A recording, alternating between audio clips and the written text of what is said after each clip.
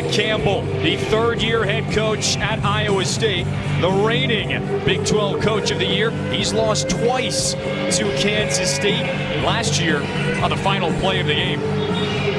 There's Bill Snyder, the 2015 Hall of Fame inductee. He has had great success against Iowa State over the years. And Eric, the Wildcats, they've bested the Cyclones 10 straight times. 10 in a row, but 9 of those decided by 8 points or less. So very competitive series, and the Cyclones are dying to get that monkey off their back.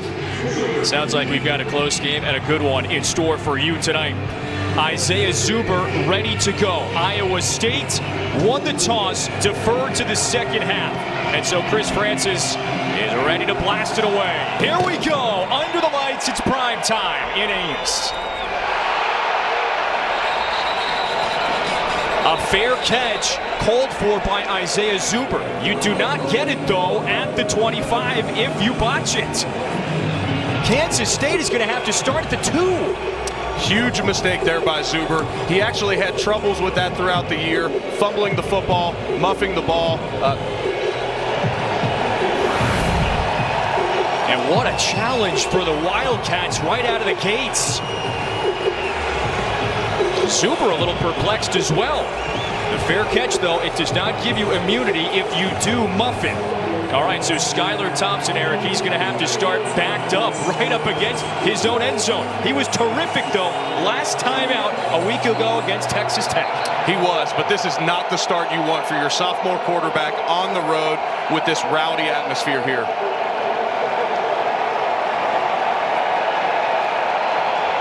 Not just the muff, but our head referee, Cooper Castleberry, has just called delay of game.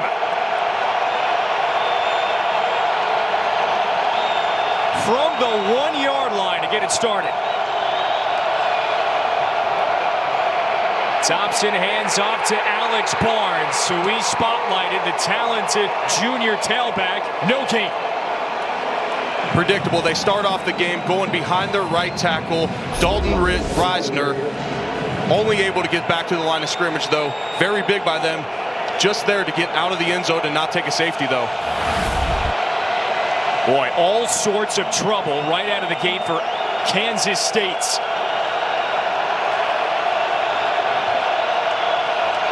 Skylar Thompson, he's the redshirt sophomore from Missouri. He has been the primary starter this year for the Cats.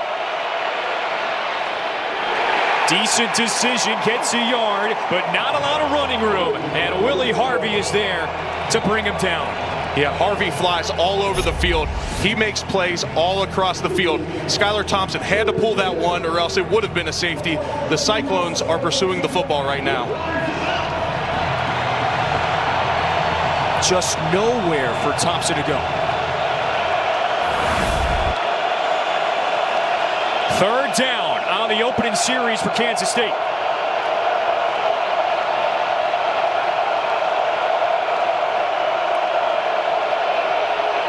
Thompson through the air.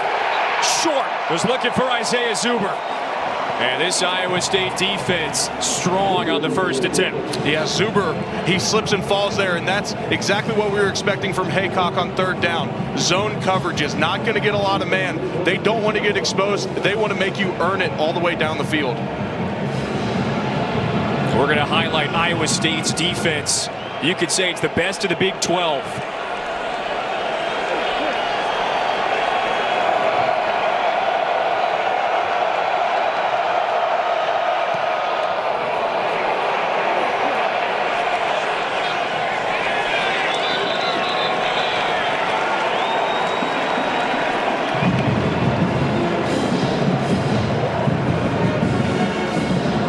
So Iowa State receives the football right around midfield after a 48-yard punt for Devin Anktel.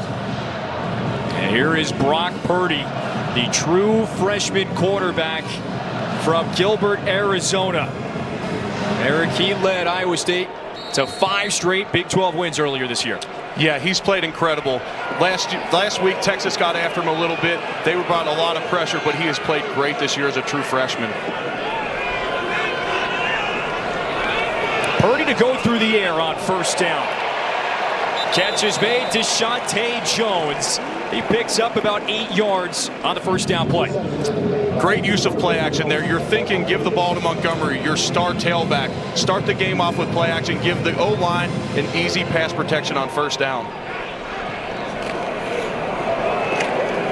On second and short, no gain. That handoff went to David Montgomery. He's the junior from your neck of the woods, Cincinnati. Yeah, Cincinnati got played quarterback in high school. They convert him to tailback here, and he's just had a stellar career for the Cyclones. Here's the defense for the Wildcats. They have improved from where they were a season ago.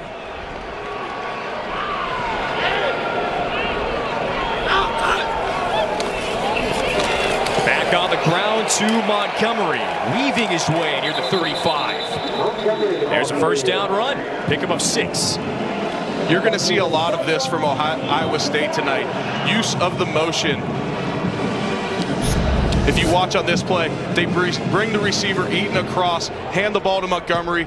All the eyes on Kansas State's defenders. They don't know where to go from the start. It gives them just enough of an edge to pick up an easy first down on third and short. Remember, Iowa State starting this drive at the 50-yard line. Great field position. Montgomery again, not a lot of room to run. Keeps his feet for maybe a couple on the pickup. We mentioned it in the opener. He forces a lot of missed tackles. They're just fortunate to get back to the line of scrimmage, pick up 2. But he forces a missed tackle here. This D tackle has him dead to rights. He scoots back, gets off of it, and gets down the field for a couple. It is hard to bring down David Montgomery. One of the top 5 tailbacks in the Big 12. Nice idea. Sam Seenbuckner, he's the fullback. Seldom used, gets the little shuffle. Yeah, we saw him used a good amount in the walkthrough yesterday. We expect to see him tonight getting the ball. What does he bring? What dimension will he bring to the table for Iowa State? You know, generally, he's been used as a key short yardage run blocker. Tonight, gets a catch early in the game. Maybe a little reward for the senior on senior night.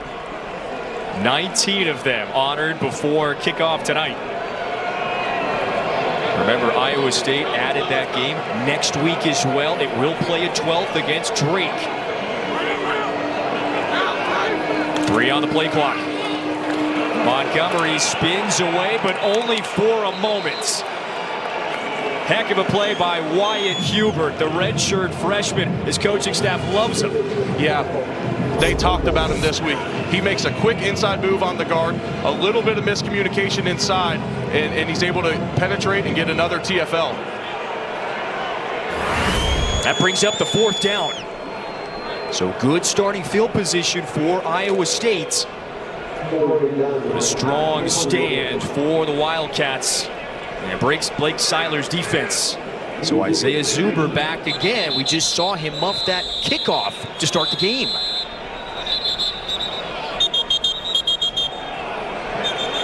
Flag down. Now it looked like one official was signaling for a timeout, but there is a flag on the field as well.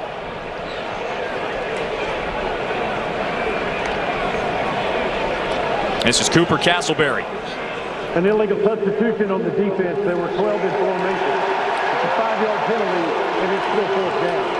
Huge penalty, probably gets them in field goal range, or they could elect to go for it here now on 4th and short. Just a tremendously big mistake for the Wildcats. Not something you're used to seeing from a Bill Snyder coach team. That's why they were trying to call that timeout. Bill Snyder's team started 3-6. Some frustrations offensively this year for the Wildcats, but they have won back-to-back, trying to end the year on a 3-game win streak.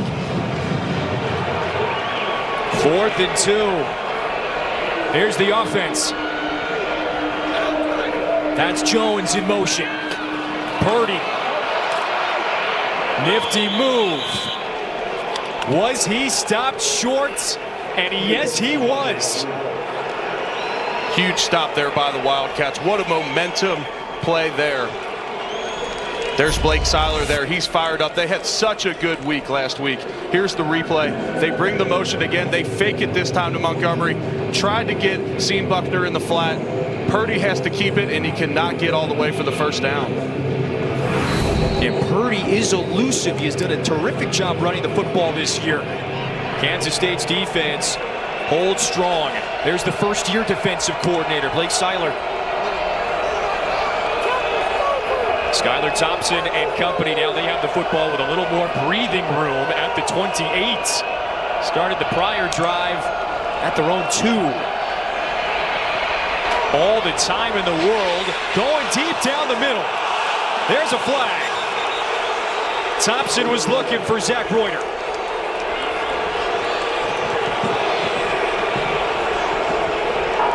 Pass interference by number 12 of the defense. It's a 15-yard penalty and an automatic first down. Greg Eisworth. Yeah, Greg had an unbelievable game last week against Texas. He was able to knock Ellsworth out of the game on a big hit. Here he is. He's just riding Reuter just a little too long there. Doesn't get his head turned around. Makes it an easy call for the official. So Kansas State got a little wave of momentum now. The 4th down stop. It's a 1st and 10 from the 43. Thompson coming off that career day last week. Gives to the reliable tailback Barnes. Nice carry, 4 yards. Yeah, you see 2 pullers come from the right side there, leading the way for Barnes. Effective carry there on first down.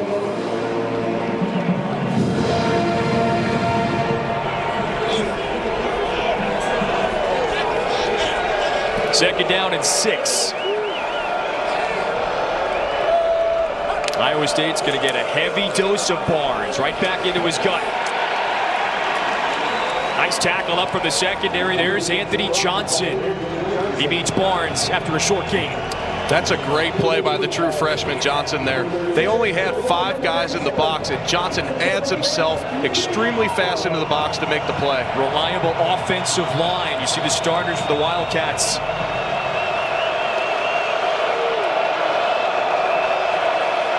Isaiah Zuber, the primary option at wide receiver for the Wildcats. So we've got a 3rd and 6.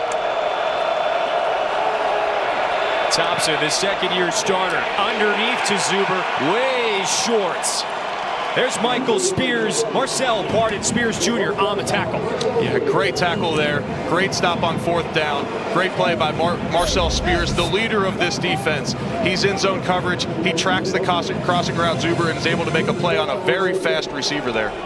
It seems like there are just a bunch of leaders on this defense for Iowa State. Hard to pick one. I know, it's their culture. And the guy we heard so much about this week was Mike Rose being a leader, and he's a true freshman. Here's Anktel to punt away again. It's had a very good year. This one, a shank. What happened there? Iowa State ball. Good field position. Next.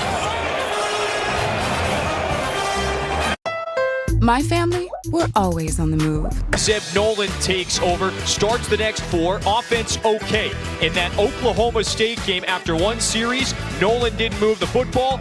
Enter Brock Purdy, the true freshman from Arizona, 5-1. He is the quarterback of the next few years, no question, for the Cyclones. No question. He and Iowa State trying to bounce back from the loss at 13th ranked Texas last week. David Montgomery on the ground. It's, as a freshman, nice to hand off to a player like Montgomery as well.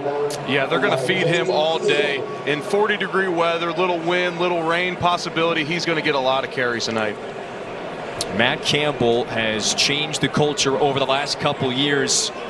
And those 7 starters, senior starters for Iowa State, they're trying to go to back-to-back bowls.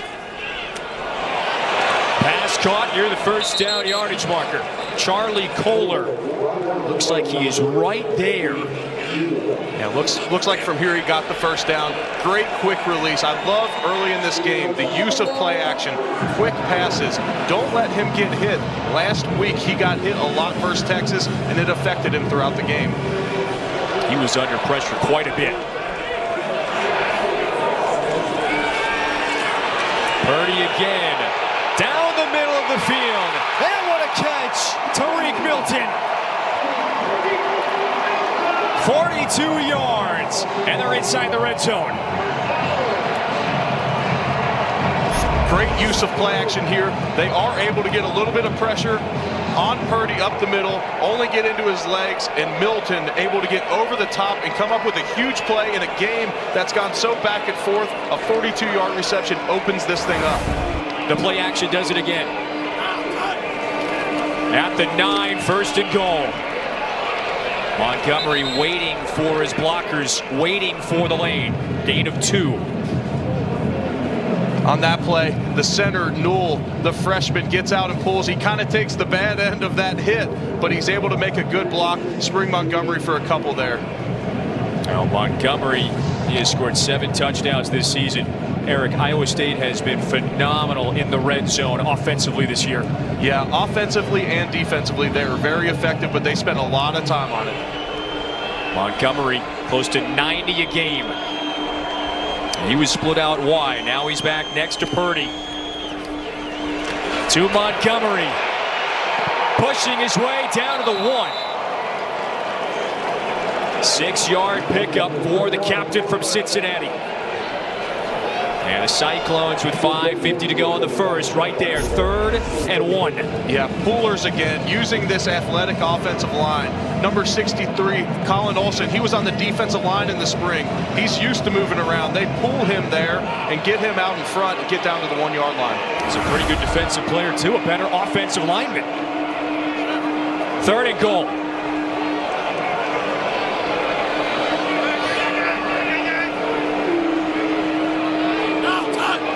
A lot of beef on the left side. The pass to Butler. Touchdown.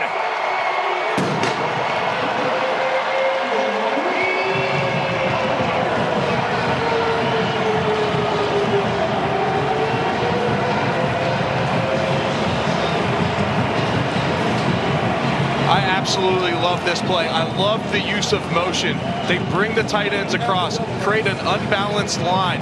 Then they bring the receiver in motion. They have shown that look earlier this season and ran the ball. There, they use it to run play action, and they throw it up and throw a high ball to their 6'6" receiver, Hakeem Butler. And he just reeled in his 9th touchdown catch of the year.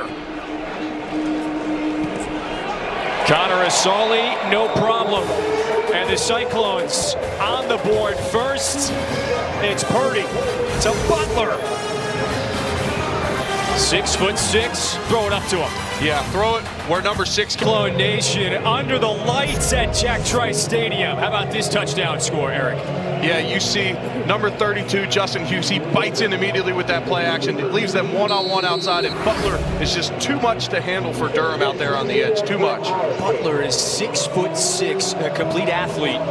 We may hear his name called next April. He is next level talented. Yeah, we are going to hear him next April, maybe this April. Iowa State wearing the black uniforms tonight. Here's Isaiah Zuber.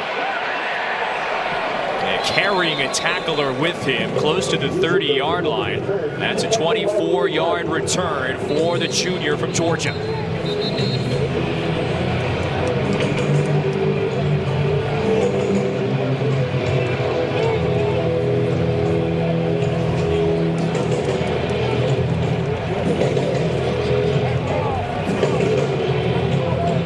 We welcome those that were watching Arizona State defeat Arizona. Welcome to Ames, Iowa, under the lights tonight at Jack Trice Stadium with the former Buffalo Bills Pro Bowler Eric Wood, Kevin Fitzgerald with you. Iowa State up early. And Eric, we just saw the dynamic freshman Brock Purdy hit his talented wide receiver Hakeem Butler for the first score of the game. Yeah, prior to that, it opened up the drive when he hit Tariq Milton on a long play-action pass down the middle. Prior to that, neither team could get a whole lot going. Big rushing battle, defensive battle back and forth. One big play, one mistake by Kansas State on a short punt. Come back with a play-action long pass, and all of a sudden it's 7-0.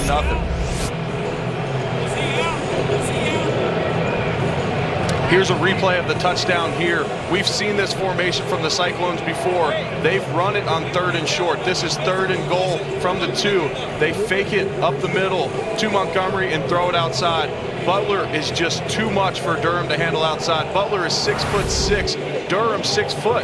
That's a tall corner, but nothing compared to the former basketball player, Hakeem Butler. That's why you like him. He's a two-sport star like you were back in the day. Two-sport, my like two-star. More than 20 yards per catch for Butler.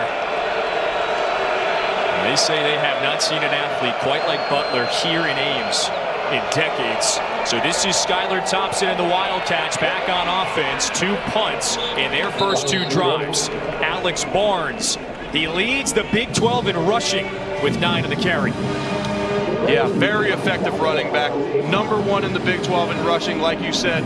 Great cutback there off the very talented side of the offensive line, that right side with Reisner and Mitchell. We have a pair of running backs today that have tallied about 2,500 yards each in their careers. So 2nd and 1. Skylar Thompson, he's the sophomore from Missouri. Barnes again into traffic. And there was Jaquan Bailey to wrap him down on the tackle. Yeah, great job up there, up front by the defensive line. You have Ray Lima, the captain in the middle, just eating up double teams. It allows guys like Jaquan Bailey to slip defenders and make plays. Maybe the best defense in the Big 12. This defensive line, look out. Yeah, they're great. This defense, best scoring defense in the Big 12. And if you adjust for non-offensive touchdowns, they only give up 18 points a game in the Big 12 conference. 3rd and 1. Barnes pushes for the first.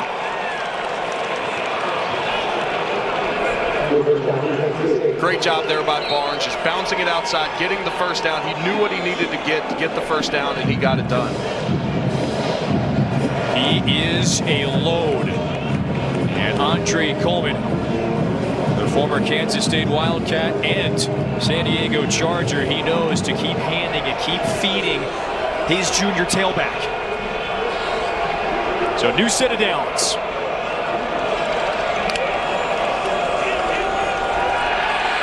Thompson, deep drop back to Zuber. Nice catch. It looks like he got 2 feet down. First down. Yeah, great catch by Zuber. Muffs the first kickoff of the game, gives him the ball at the 2-yard line. Zuber coming back now and making plays for the Wildcats. That'll be big for him. Get his confidence up and get him going. A lot of space. It was great use of play action there. We're going to see quite a bit of that, both of these offenses. Thompson and then Purdy for Iowa State. The fake, a bullet, and pass is caught. And that's the tight end, Blees Gammon. He picks up 5. So Thompson slinging it around on this drive a bit. Yeah, a little naked bootleg action there. They had him in that sidecar position just off the backside of the tackle there. Gammon goes across the formation on the play action. I thought he could have thrown it sooner there. He wouldn't have gotten hit as quick, maybe been able to get up the field for some more yards. But again, an effective first down play has got this drive going. Iowa State is holding Kansas State inside their 40. Wildcats have to get to the 34. Look at Barnes go. That's enough for the first. And down to the 26, a 15-yard carry. Looked to be in a designed run up the middle. The linebackers all shoot the gaps inside. Mike Rose even goes to the backside thinking it's a cutback, and Barnes is able to kick it. He has incredible vision. That's one thing Bill Snyder talked about him this week. He mentioned he practices like he plays. Tremendous preparation and effort. He could not talk about Alex Barnes enough. His tailback leads the conference in rushing. So now Kansas State, little momentum. And why not throw it out to Barnes as well? Short game.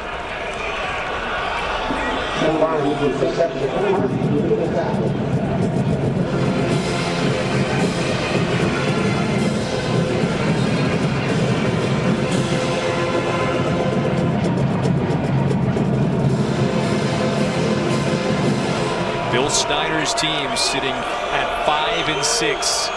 It needs this last win to push towards bowl eligibility.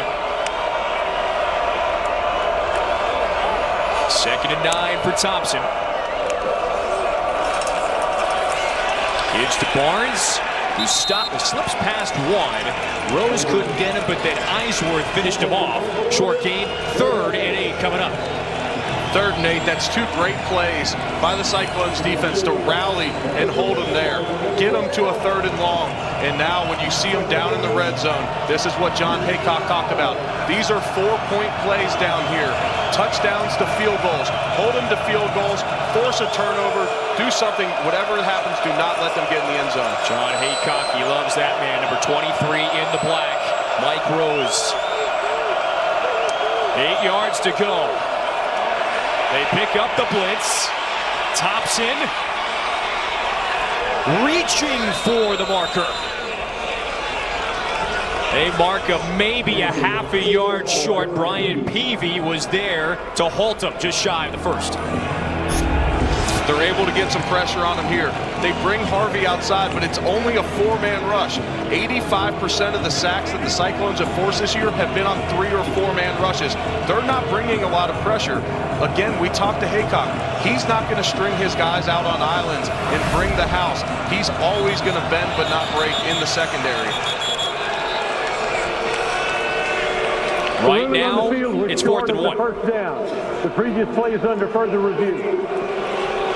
It looked like when he was running towards the sticks, it looked like the ball, he stretched it out, maybe got there, but we're not sure if he lost the ball before he got there. He'll be stopped, he'll be marked down where he lost the football. So we're going to see where that was in relation to the 1st down yard. Stretching his arms out. Boy, from that angle, this is very close. It is close, and just before he hits the ground, that ball comes loose. I'm not sure if he had it past it or not. It might be indisputable. And a couple items to look at here is yes, where the football goes out of bounds. Also worth watching, Skylar Thompson's feet on that play. Did he step out of bounds before reaching? And this is something both quarterbacks can do on 3rd down. It stuck out to me on film watching both of these teams how many times there's great coverage in the secondary and it's 3rd and long, and both of these guys can pick up the 1st down with their legs, which is just a backbreaker for a defense when you do everything right and you pressure the quarterback and he can still get out. And now that last replay, it looked like it was a 1st down. Yeah. Before we get the call, you talk about Thompson. You've been complimentary of John Haycock's defense. What type of problems will Thompson now present for the Cyclones D? We heard yesterday that Skylar Thompson can make every throw on the field, and that's exactly what I saw on film. He has a capable arm. They've had a couple of quarterbacks coming in and out this year. It's led to some inconsistencies at times. He doesn't have a ton of experience, but he can do it with his legs. He can do it with his arm. And in this conference, with these wide open offenses, when you play a team like this that runs read option and they get after you and the quarterback can also run it and he's a big, tough kid, it presents a lot of problems.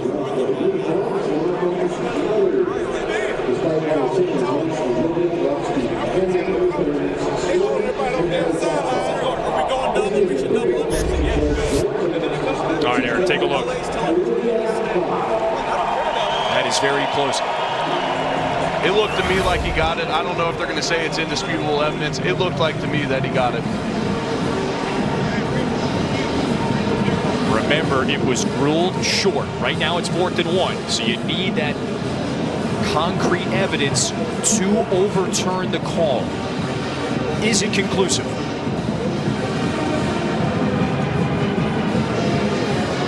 If they do overturn it here, it'll be interesting to see if the Cyclones can then hold the Wildcats out of the end zone. Number 4 red zone defense in the country in a conference where the offenses are excellent. This isn't the SEC where teams are running the ball constantly and battling it out in these NFL-like scores. This is a wide open game. After further review, the ball got to the line of line to gain before the runner stepped out of bounds. It's a 1st down. First down for Kansas State. Huge play. Big time momentum shifter there. Gets past the sticks. Does not matter that he lost that football. It was already out of bounds. So there you go. Can John Haycock's defense bend but not break? The best scoring defense in the league.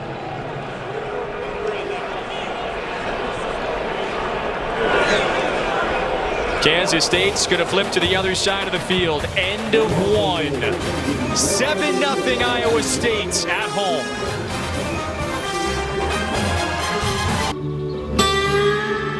Header on Fox. First, it's Louisville and Seton Hall at 11:30 Eastern. Gonzaga and Creighton at 2, and then Nevada and USC at 4:30. That's on Fox and the Fox Sports app. How about Gonzaga and Rui Hachimura taking down top-ranked Duke? That was a heavyweight battle in Maui earlier this week. It was. Earlier that day, they're talking if Duke could beat the Cleveland Cavaliers, how bad would Gonzaga beat them then? Well, we may see a couple of them on the Cavs next year. Skylar Thompson, who has started 9 of the 11 games this year for Kansas State, the sophomore, putting together a nice drive on 1st and 10.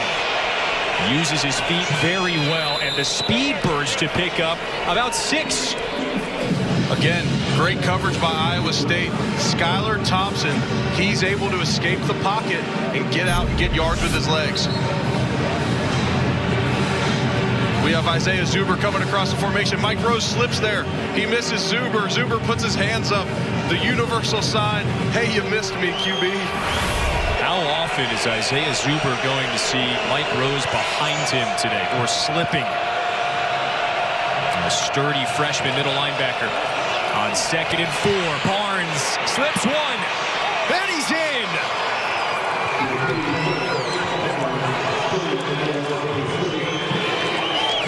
The 12th of the season for the redshirt junior. Huge play there for the Wildcats. The Cyclones, one of the stingiest red zone defenses in the country, to come away with 7 on that drive after that review where they originally called them short. That's a huge momentum shifter for the Wildcats. Here you got 2 pullers, center and left guard. Get out in front there. 1 missed tackle. Barnes does the rest himself. Just a phenomenal run there. That was Abdul Beecham and Dalton Reisner. You're right. Those 2 linemen paved the way. And Blake Lynch ties this one up. Yeah, they run this one behind the right side. Reisner, Holtorf, and Beecham get out in front and pull, and Barnes does the rest. States. Now the 11th play, Alex Barnes ran in for his 12th touchdown of the year from 10 yards out. The offensive line paving the way for the talented running back. They did. Kansas State returns all 5 starters from their offensive line from last year. It is the strength of their team.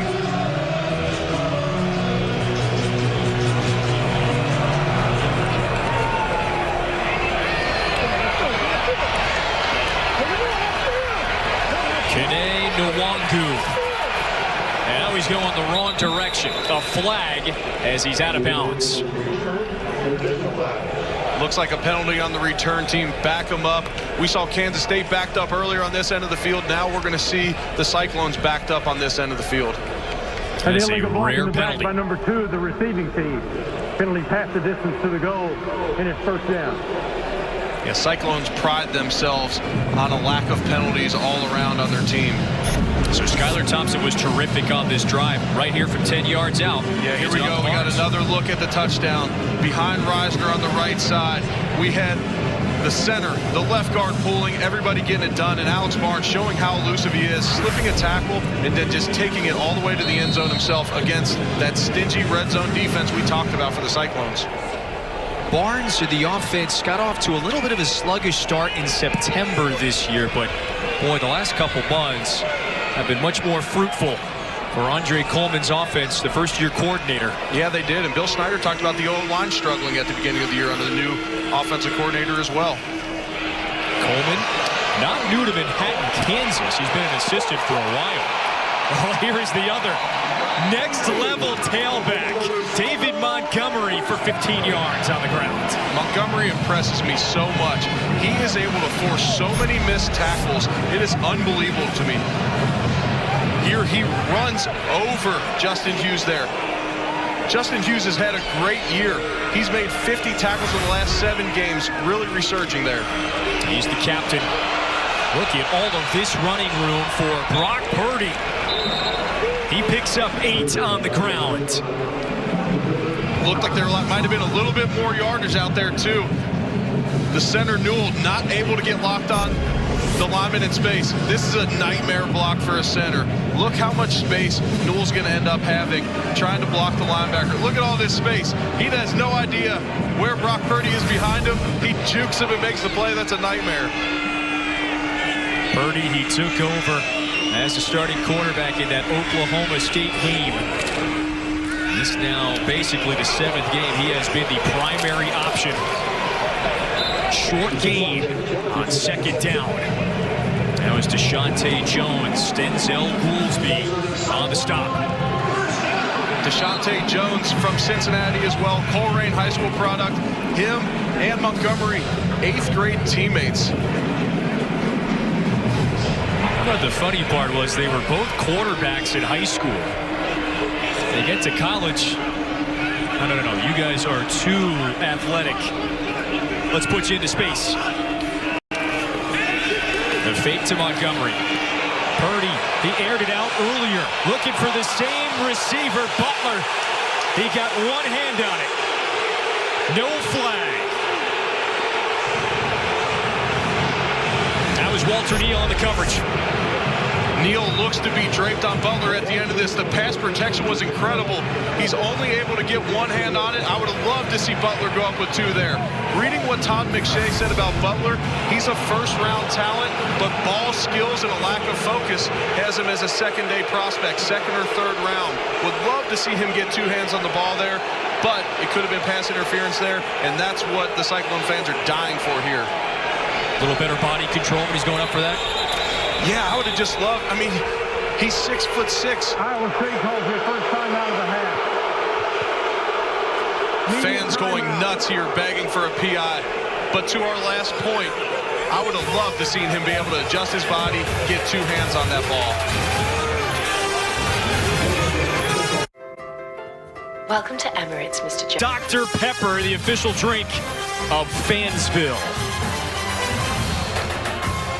Kansas State a week ago in a victory over Texas Tech was stout defensively. Held the Red Raiders to 181 total yards. That's the lowest total against a Big 12 team in close to a decade and a half. Wow, how often do you hold a Texas Tech offense to that low of a yardage total? Yeah, and then you see them get Kyle Kingsbury fired today. So rough times for the Red Raiders lately. We just saw Blake Seiler, his defense. Iowa State airing it out again. He does connect with Butler for 63.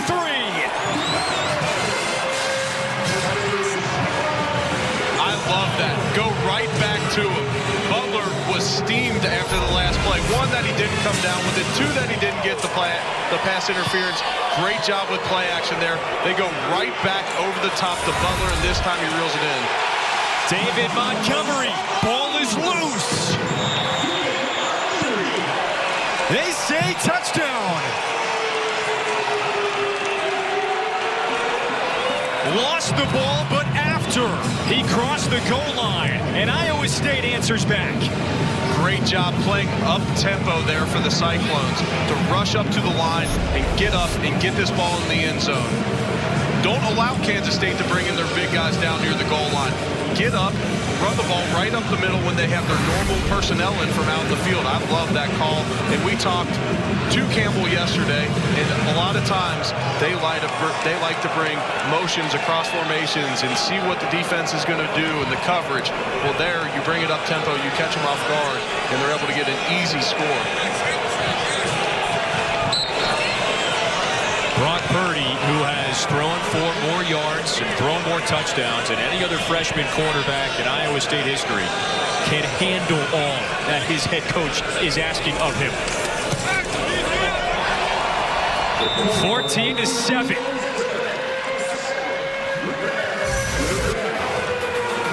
David Montgomery for the 8th time this year into the end zone.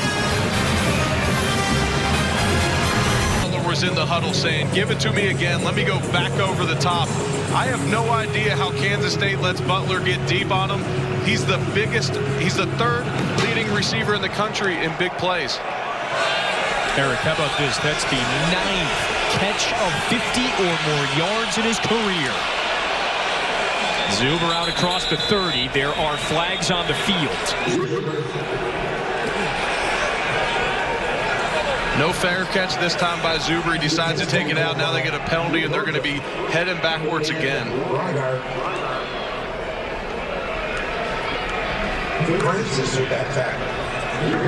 Holding by number 35 of the receiving team. The penalty is 10 yards, and it's first down. A penalty on Michael Warmack. Yeah, you're right. Kansas State started its first drive at the 1-yard line. And now here the ball's at the 15. There's nothing I hated in my playing career more than special teams penalties. That slow walk back to your end zone after that penalty.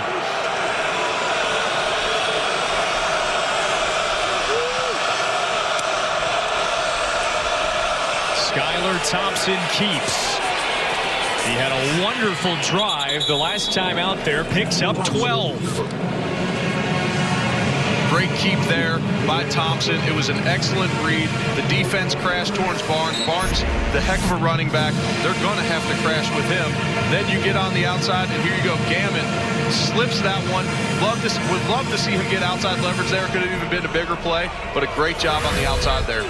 Folks, very complimentary of Thompson's big arm.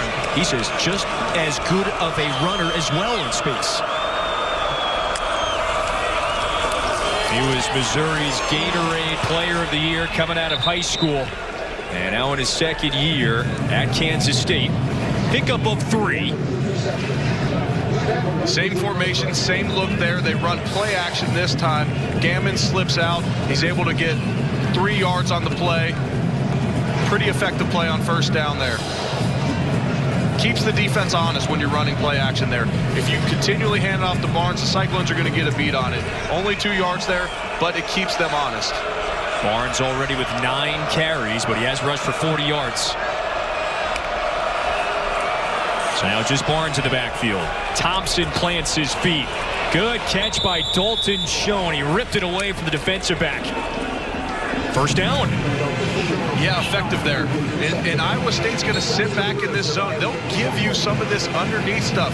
Some of these hooks and curls on the outside will be there.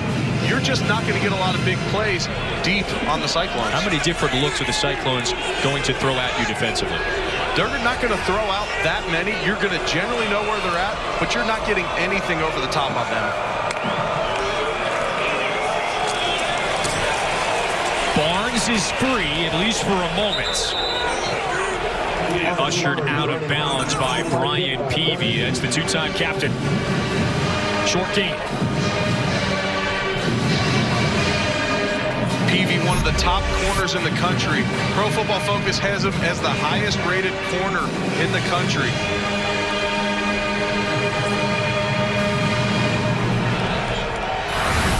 White trying to give him a little something extra as he steps out of bounds there. 3 receivers at the top of your screen. Alex Barnes, like you said, trying to go over 100 for a 4th straight game. Zuber has nowhere to go. There's Braxton Lewis. 3rd down. Great play by Braxton Lewis. They call his position the star on defense. Kind of a nickel, kind of a linebacker. Unbelievable job there, beating Reuter to get out there and make that play. They actually had numbers out there. That's why Thompson threw it out there. They had numbers. They had an advantage, but that's just a great play by Lewis on the outside there. Kansas State has been so-so this year on third down.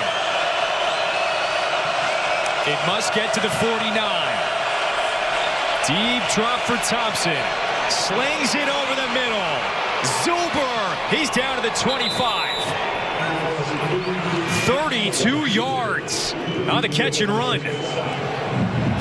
Big play for the Wildcats. Zuber's able to find a spot in this zone. He gets behind Spears there. He's able to slip into the zone. Spears does not track him across his zone. Lewis there.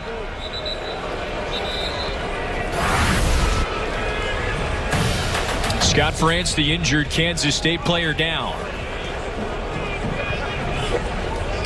Let's play together. Let's go to work, man.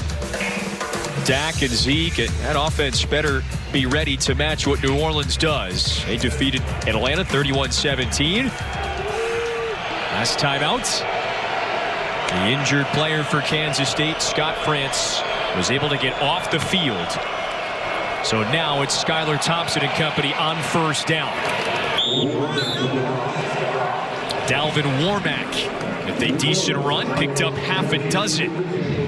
As the first ball carrier not named Alex Barnes. Yeah, giving him a little break coming off the injury timeout. And you see a draw there. That's able to be effective when you were able to get it going in the pass game. They're going to lose a lot with Scott France out. He started every game of his career at left tackles, 37 in a row. Helped Myles Garrett in the bowl game to 1 tackle.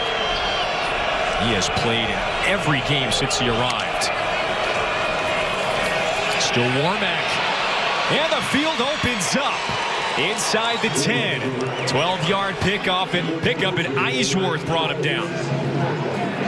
That's the same play we saw earlier to the other side of the field this time. The same play from the touchdown earlier. This time, you got Holtorf out there again, getting in front, and this time springing Warmack.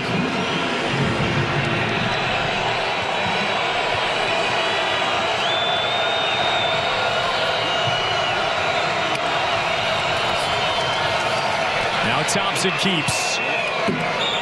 And he buries through Eisworth for a pickup of 3. We'll see if the Cyclones can get off the field here in the red zone. We know they put a lot of emphasis on it, and 4th in the country in red zone defense, as we said earlier. They don't give up a lot of touchdowns out here. Kansas State able to get a touchdown down here earlier in the game. What's the reason behind the success in the red zone? You know, we talked to John Haycock, and he spent a year at Ohio State with his brother on staff, and they got it from Jim Tressel. Start every practice, start the week with the red zone. Alex Barnes is back in at tailback. And he leads the way for Thompson. Still grinding. And he's in.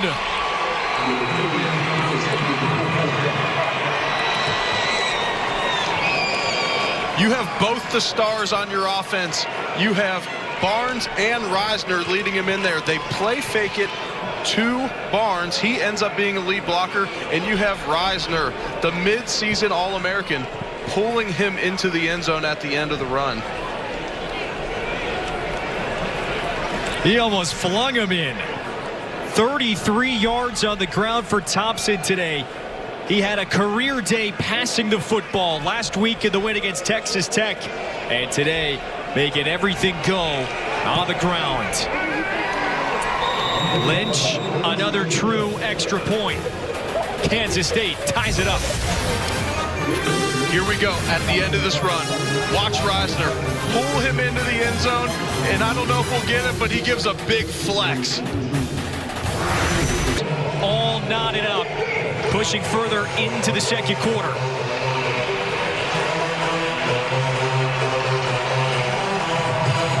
Kansas State sitting 1 game below 500. It needs this win today to become bowl eligible. And if they do reach that bowl, it would be the 9th straight for Bill Snyder and the Wildcats. Nice return from Kene Nwangu. He has next level speed. My favorite part about this touchdown is that Barnes, who Bill Snyder can't talk about enough, turns into a lead blocker on this play after the fake to him. Bill Snyder said he's the hardest worker on the team. He showed it in training camp. And there you see Dalton Reisner. He is the midseason All-American. He's also up for the Outland Trophy. He's also up for the Academic Heisman and the AFCA Good Works team. And just a terrific ambassador for this Kansas State program, and has been for now 5 years. And the Wildcats should relish these last few opportunities to see him. Another deep ball. Butler, he bobbles it, and it hits the turf. Hakeem Butler was twisting around to find it. Could not corral that wobbler in the air. And Goolsby on the coverage. They're going to attack these matchups outside. If you leave Hakeem Butler one-on-one because you're worried about Montgomery in the run game, they're going to throw it out to him. And Hakeem Butler, 2 big drops today. I think the wind affected that one as well. Yeah, we could feel the breeze in the booth, too. Brock Purdy has let it fly a few times, to your point, down the middle of the field. Montgomery, there's the speed. David Montgomery. First down, past the 40-yard line, a 26-yard run. A lot of times in these shotgun formations, they'll key where the running back is. They flip him to the other side and then run speed option. And here you go again. You let David Montgomery get out in the open, he's dangerous. Bad snap. Purdy is on it at the 40 on the other side of the field. This could be a loss of 23 yards. That's essentially the entire Montgomery run. Yeah. Whoa. Missed snap by the center, Newell. That's a huge mistake for the Cyclones. Backs them up incredibly far after that long run by Montgomery. Very rare Iowa State mistake. That's a reason behind a lot of the success for Matt Campbell the last couple years. How detail-oriented, not just the coaching staff, the players have been. 2nd and 33. Who's open? Nice catch tumbling down. There is Hakeem Butler again, the Baltimore native. And they get 14 back, still 3rd and long. Yeah, Purdy does a great job of moving in the pocket there. But as you just mentioned, Iowa State does not hurt themselves a lot. That is a freshman center, freshman quarterback making a rare mistake for the Cyclones. That is not their MO.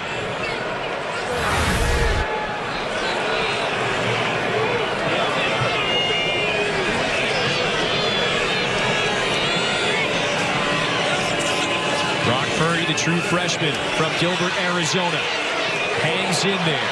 Butler close, but he'll still be short of the first down, even after the 14-yard pickup. Big stick in there at the end of the play by Neal. But here you go. You have Butler on a routine out route. He's able to get out, makes a move. He moves better than a 6'6" guy generally does. And here we go. We have the Cyclones lining up for it on 4th and 6. 4th and 5, actually. Purdy taking the late shot. Now more than 1,000 yards for number 18 in the black.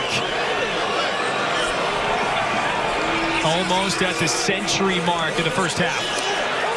On 4th down, looking for the tight end. That's Kohler. 1st and goal from the 3. Kohler would have loved to get in the end zone there. You see his reaction. This is a play especially designed. They fake a rollout to the right and then throw it back to the tight end. That was isolated. Moving quick again at the goal line. How about the penetration straight down the middle? Yeah, Justin Hughes. You have Hughes and Hubert getting in the backfield there. They tried to go hurry up again. They tried to get up and get on the line of scrimmage like they did last time in the red zone, and they weren't able to. Hughes anticipated and just jumps the gap and runs right through there for a TFL. Justin Hughes, one of a couple Kansas State Wildcats from Tucker, Georgia. He is playing his best football over the final few games of the season. 2nd and goal. Montgomery back in. He squeaks through a couple. Still short, picked up 3. And 3rd and goal coming up after Patton records the tackle. He originally lined up as wide receiver on this play. They motioned him back into the backfield. Very close to popping into the end zone there. He forces another missed tackle, but not enough to get in.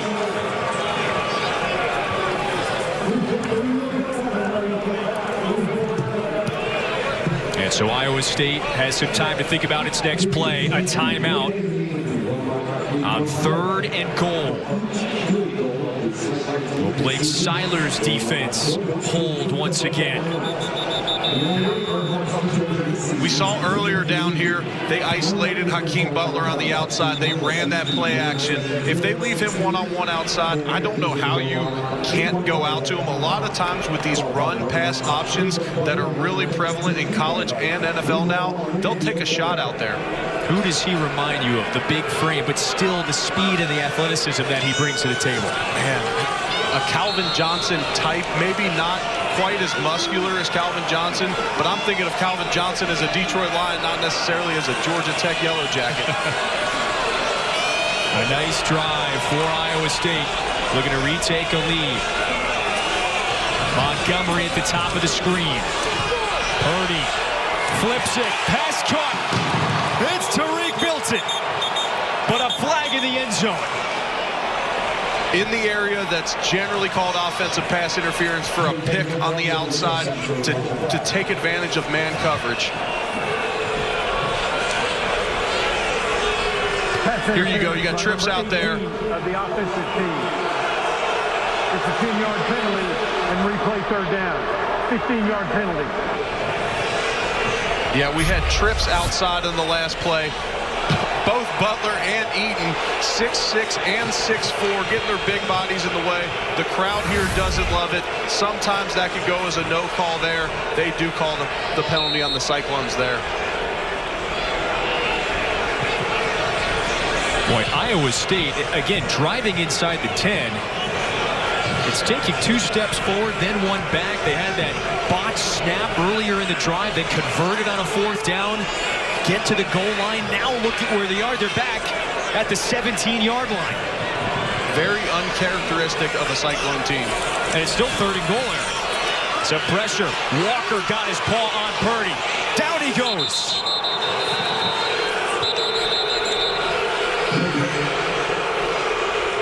There's Chase Johnston on the stop. 4th down. Timeout, Kansas State. The Wildcats holding on the road. Come, Pamplemousse, since you are my guest, I will try your meat. Indeed, it's got an amazing mouthfeel.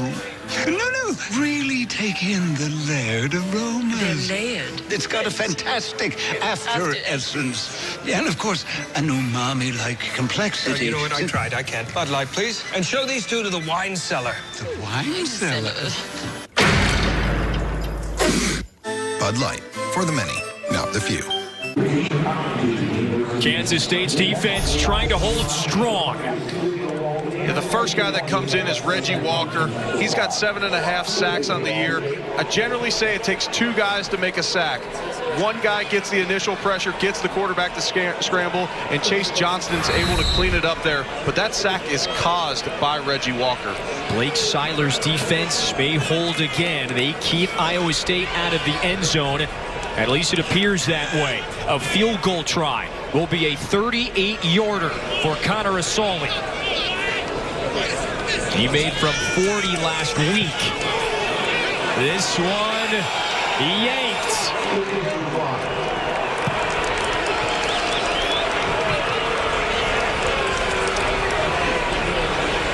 In the cold with the wind. The field goal is no good. We stay tied. Yeah, he pulls this one. It's not close from the start, but like you mentioned, when it's cold and windy, these kickers have a hard time. That is an excellent stop by the Wildcats, who were very stingy last week, and they've given up a couple big plays tonight, but able to get a huge stop there. It was about 5 minutes ago when Tariq Milton was holding the football in the end zone. Then a pick call, a flag, that backed the part of the Cyclones up from touchdown to no points. Thompson's float to Barnes, too tall. Yeah, they bring Harvey there, and they have a screen called. You love to have screen calls when the defense pressures. Not able to get an accurate throw there on the screen. Incomplete pass. How would you evaluate Skylar Thompson's play tonight? He's getting it done with his legs. You know, he's a dual-threat quarterback. Not huge plays. One long play to Zuber through the air, but making huge plays with his legs tonight. And you know what? That was just his second incompletion.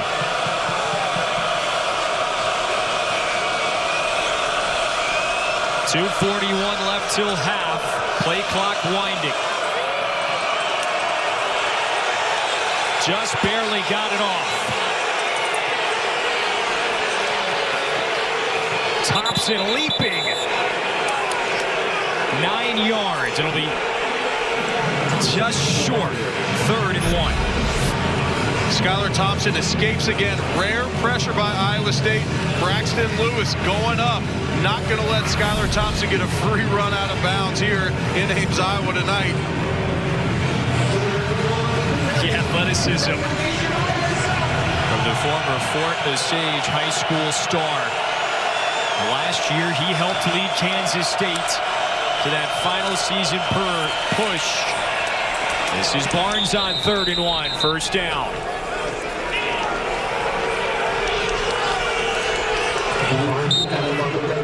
Great execution there by the Wildcats.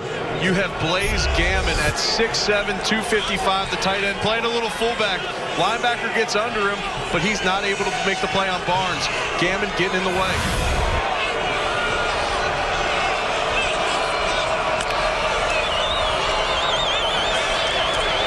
The sophomore under pressure. There's Willie Harvey.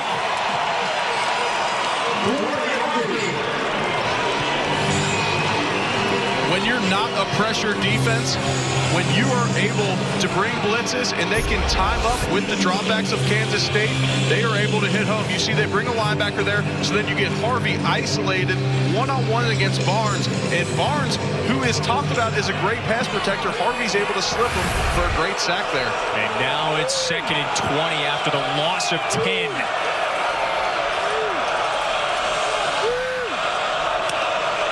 Showing blitz again. They don't pick it up. Back-to-back sacks.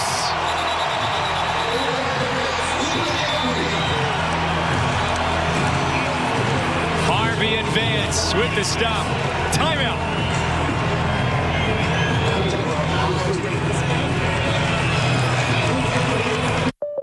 So we want to make sure you're covered properly. Okay, State Farm. Emma finishing the year undefeated. And also, they'll take a look at Clemson battling South Carolina and the Palmetto State. How about the defensive pressure? Ratchet it up, Eric. Looked like it was going to be a design QB draw to Thompson. They bring back-to-back pressures. That is not defensive coordinator John Haycock's style. He gets the Wildcats there. He assumed they'd be sitting back in coverage. Great time to run a QB draw and get back some of that yards on 2nd and 20, but they don't. They pressure there. Ryan Vance made a terrific play. Barnes on the ground on 3rd and forever. Peavy with the stop with 57 seconds left and a 4th down coming up. Iowa State uses a wise timeout. Yeah, they're going to make them burn a timeout there so they won't have that on their next drive. Don't let your sophomore quarterback make a big mistake on 3rd and long there. Run it with Barnes, make them burn a timeout, and play a little field position battle. Such a strong defense this year. Eric, how about the book that Matt Campbell and the Iowa State Cyclones read over the summer? Yeah, so they read a book called Pound the Stone, and they credit this to a lot of the resiliency that they showed this year. They started off the season 1-3, able to bounce back and again get to 6 conference wins, which is a huge deal for this Iowa State program, and he credits this book and their team for that resiliency. Devin Ankle just barely got it away. Tariq Milton. There's the flag. Ball on the ground. Was Milton down? A whole lot to decipher through now. That's Colby Moore. He's got the football. Was Milton down?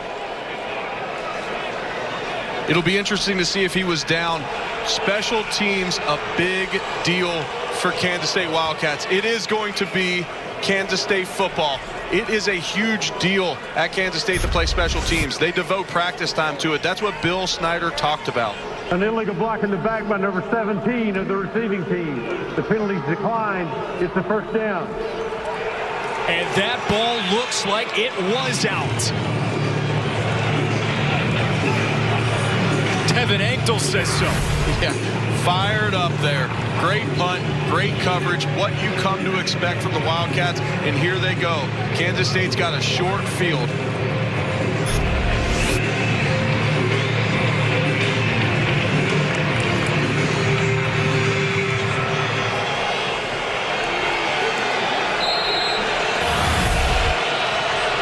Moore strips it, Moore recovers it.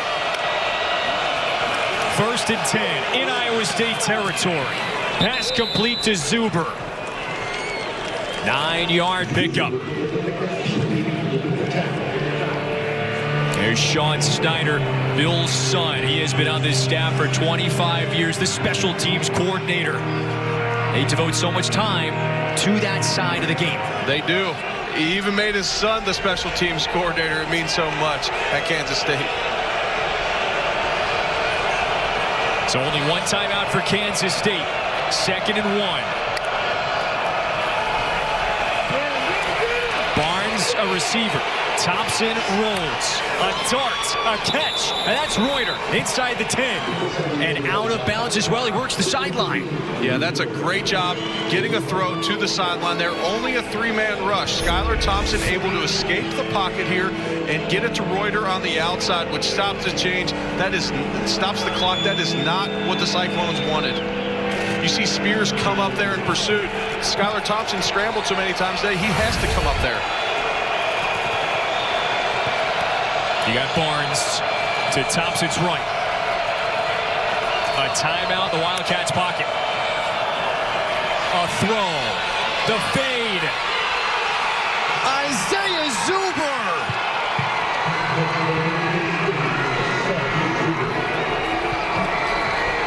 You do not get a lot of man defense from this Cyclone defense. They get man here, and they get Zuber, their best receiver, lined up against the safety, Eisworth.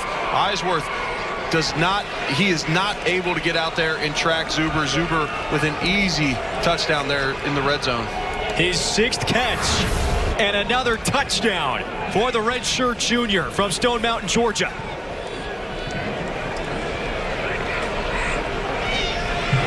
So it's Kansas State on the road with a 7-point lead just ahead of halftime. Huge play coming off that fumbled punt return. Great throw by Thompson here. Ends up to be an easy completion. Gets the foot down. It's unbelievable how much Zuber has stepped up throughout this game after muffing the original kickoff to start the game and giving the ball at the 2-yard line to start the game. It shows a little mental toughness for Isaiah Zuber, and he's had to battle that, Eric, all year. He was taken out of that role as a kick returner and a punt returner. Today, though, he's owning this road moment. Here we go. We see the full shot here. You get 3 over 3. 3 defenders over 3 receivers on that trip side, on that left side, the top side of the screen. It shows man coverage. That is a man look. That is exactly where Skylar Thompson's going with the ball. He knew it all along. He anticipates the throw and drops it in there perfectly for a touchdown there.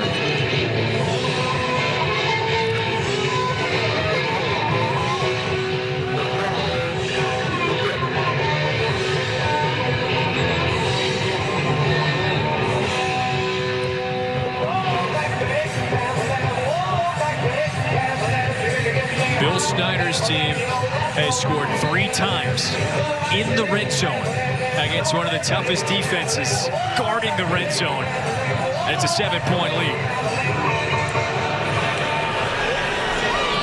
I don't know if John Hickok expected that. Iowa State with no timeouts. They'll get it at the 25. Yeah, it'll be interesting to see if they try and get down the field here with no timeouts left, or with a freshman quarterback, try to avoid the big mistake, go into the locker room only down 7. Skylar Thompson, the red shirt sophomore, quarterback of the future, and has been at Kansas State. He is putting together his best 2 games in consecutive weeks. Last week against Texas Tech, a career high in completions and yards, and today he has managed the offense brilliantly. Run up the middle with Montgomery. They're going to take it into the half. Down 7. They will get the ball to start the second half, though. So we'll see if they can get a great job coming out of the half, get this game tied back up. But at this point, Kansas State comes in as a huge underdog, but winners of 10 in a row, they have the Cyclones number. In this series, you're right, they have beaten Iowa State 10 straight times. 1-score game. Now we send you to 5-4. Don't forget, that's MANLY to 654-654.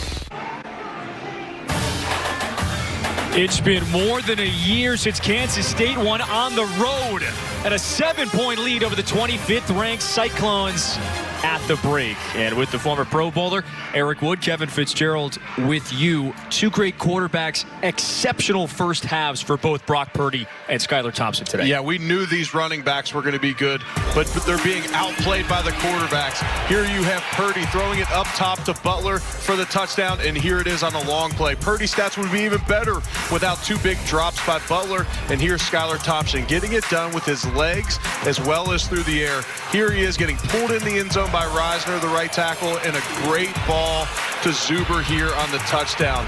Making great plays so far, both the quarterbacks are. How about the big game-changing play was late in the first half. Now look at the difference in total yards. Iowa State outgaining Kansas State. Late in that first half, Eric, we saw Iowa State score a touchdown. It was called back on a pick play, then a missed field goal, then a turnover on a punt. Kansas State flipped the script at the end of the first half and leads by 7. Yeah, the Cyclones making uncharacteristic mistakes. We also saw a bad snap by the center that cost them about 20 yards. They're making a lot of mistakes they don't normally do, and who knows if it's this rivalry, if it's the Kansas State aura that's in the stadium. Boy, the history working against Iowa State, wearing those crisp black jerseys. Kaneg and Wangu, one of the best returners in the Big 12, was brought down by Brock Monty. Eric, it's out there. Both sides know Iowa State has lost 10 straight games to Kansas State, but this is the first time Brock Purdy has played in this series.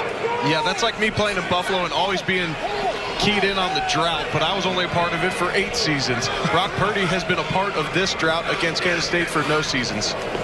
The precocious true freshman from Arizona lets it rip. It's caught again. Hakeem Butler. How do you defend the 6'6" athlete? He gets behind the defense again.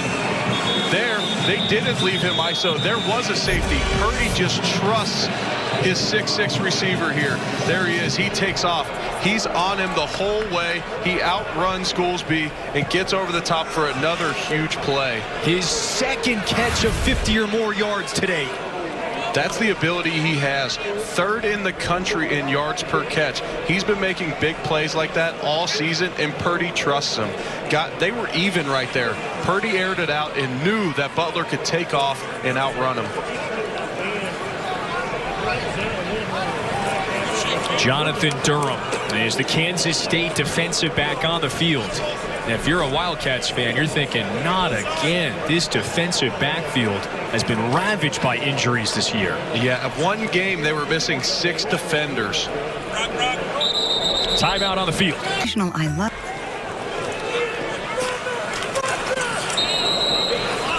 First down run for Iowa State.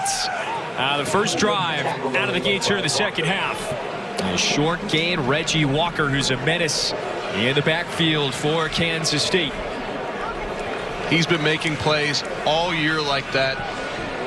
He's third in the conference in sacks, second on the team in tackles. I love when defensive linemen are high up on the stat line for tackles. It shows tons of effort. He's the captain from Louisiana.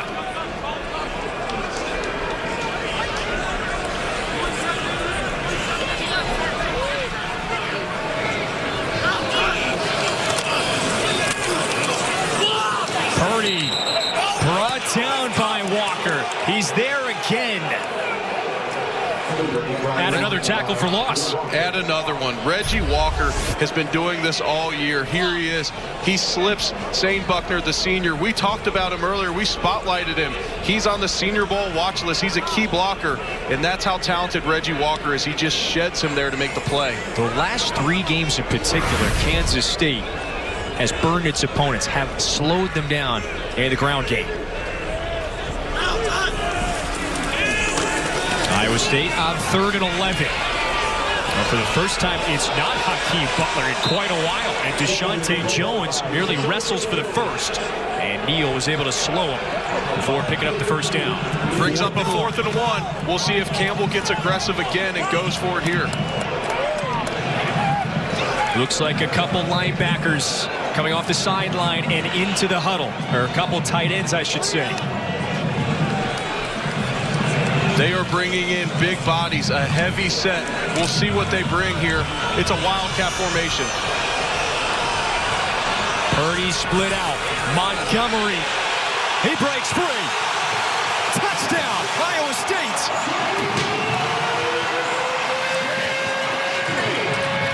I loved there how they quickly broke the huddle and quickly got in a Wildcat formation. They did not allow time for Kansas State to adjust properly. You miss one tackle in a situation like that, and Montgomery's going to burn you. He showed there how elusive he is, how powerful, and how fast he is to break it in for the touchdown. They've done that twice. They have scored twice on the hurry-up. Second touchdown for David Montgomery today. Eric tried to warn you, David Montgomery, one of the most difficult ball carriers to bring down in the Big 12. Yeah, last year he led the country in forced missed tackles. Here you go, right there. You let him break tackles in the open field, there's going to be touchdowns. This holiday, my son needs a new phone and a better plan. He is a... What did you expect? Another tight one between Iowa State and Kansas State. The Cyclones blitz first out of the gate and scored and knotted up. Here's the last touchdown, a Wildcat formation on 4th and 1. They hurry up to the line, and they run a simple inside zone to the right side. You have Montgomery break one tackle. Wyatt Huber was able to get penetration on that play. He's been playing great for Kansas State. Montgomery's able to slip him and get in the end zone. Now 9 touchdowns this season for Montgomery. He's nearing 3,000 yards for his career. If you're a team at the next level, why are you selecting David Montgomery next day? To me, he's a prototype running back in the NFL because he can stay on the field for all 3 downs. He's big, he's tough, he makes guys miss. He's a complete back. His 62 receptions are 5th most in school history. He can catch balls out of the backfield, and that's what they want in the NFL, a guy that can stay on the field and do it all. They called him a 2-star out of high school. That makes 2 of us out of Cincinnati. Well, that's the great point. One of those Ohio prospects, so much talent, and Montgomery excelling. Kansas State has to turn back to Skylar Thompson. Starting his 10th game this year, the redshirt sophomore has proved so steady the last couple weeks. Alex Barnes on the ground. It disappears into that pile at 1 yard. That's the stingy run defense we're used to seeing from the Cyclones. We'll see if they can step up their game in the second half. I know at halftime John Haycock gave them a pep talk, got them going. These linebackers feel extremely fast down here, and that's what you saw in the last play there.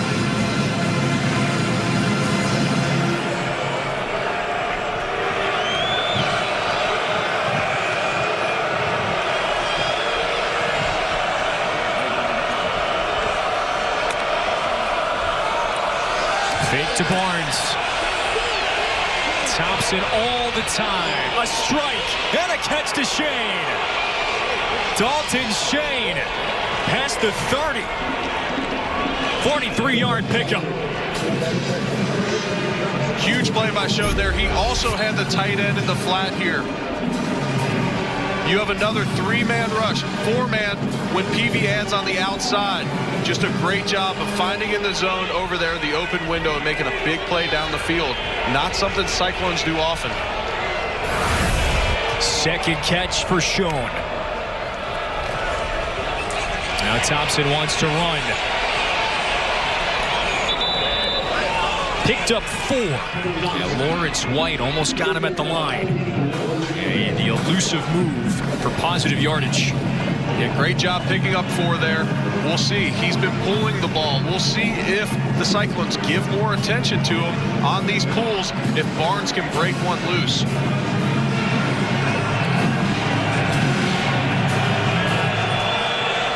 A challenge to have to respect both.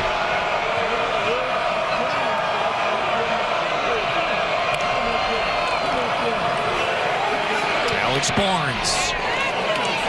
Boy, picked up 3 more perhaps after that first hit. He did. He was able to drag him for what appears to be a first down. Effective run there, going right off that right tackle Reisner, that right guard Mitchell. They'll live there tonight.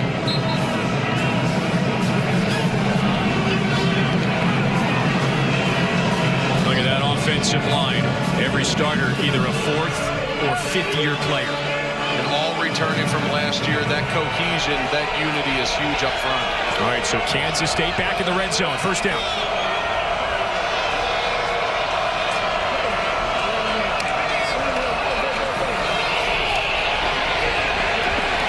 No gain on the handoff to Barnes.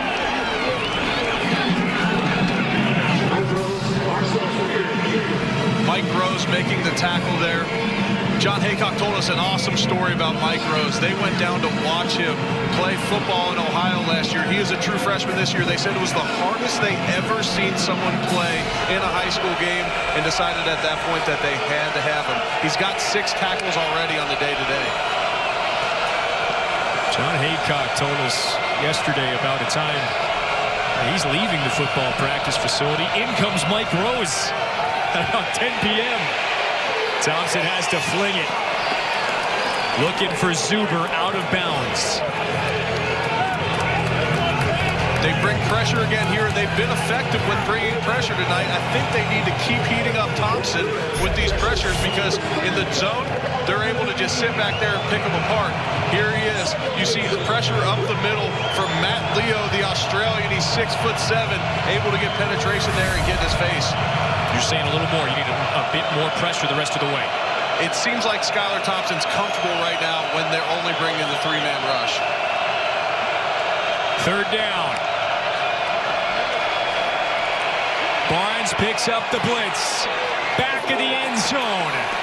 Schoen can't hang on. They bring pressure there again from the short side of the field. They're able to rush the throw a little bit. Thompson off the mark, unable to connect with Schoen there. I love it. They bring pressure again.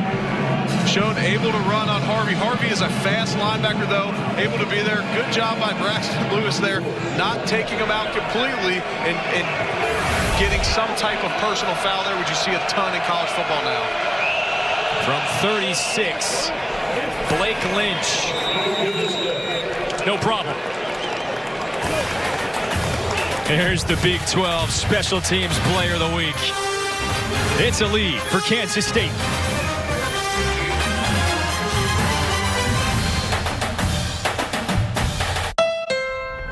Game at Jack Trice Stadium. Always electric atmospheres. Will Snyder's team has won 10 straight regardless of time and location against Iowa State.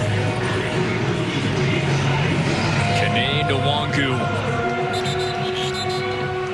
maybe the fastest player on Iowa State's roster. He's had a couple nice kick returns today.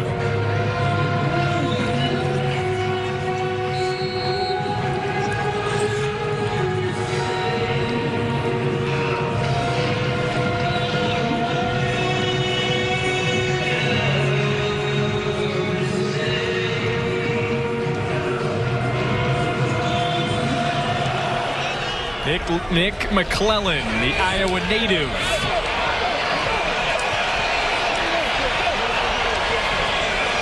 Iowa State at the 35. All right, Eric, if you're Brock Purdy, who are you going to this drive? I'm going to Hakeem Butler. Here he is over the top early in the game to break it open. Huge catch there. Another one here, moving like he's not a 6'6" guy here, moving like he's closer to 6 foot. Here he is. This catch here actually is hurting his yards per catch. He's got so many big plays that 3-yard touchdown actually hurts his average. But great play there, high pointing that ball. He's having a phenomenal day. 144 on just 5 catches. So that would mean, hey, just 1 catch away. You go by the averages of perhaps setting the single season record. This isn't Butler, but this is Tariq Milton, and he gets a flag. Going to be pass interference on Neal there. He doesn't get his head turned around. I love how Iowa State's airing it out, taking shots down the field on 1st and 10. Break the tendencies. You know, we see a lot of Montgomery on first down. Number 15 of the defense. The 15-yard penalty and an automatic first down. Generally on the season, we've seen a lot of Montgomery on 1st and 10. Here they air it out, take a shot down the field to Tariq Milton. He never gets his head around, but he also doesn't get up and complain about this call either, so he knew it was coming. Iowa State sees something. It's going deep early in drives on that first play.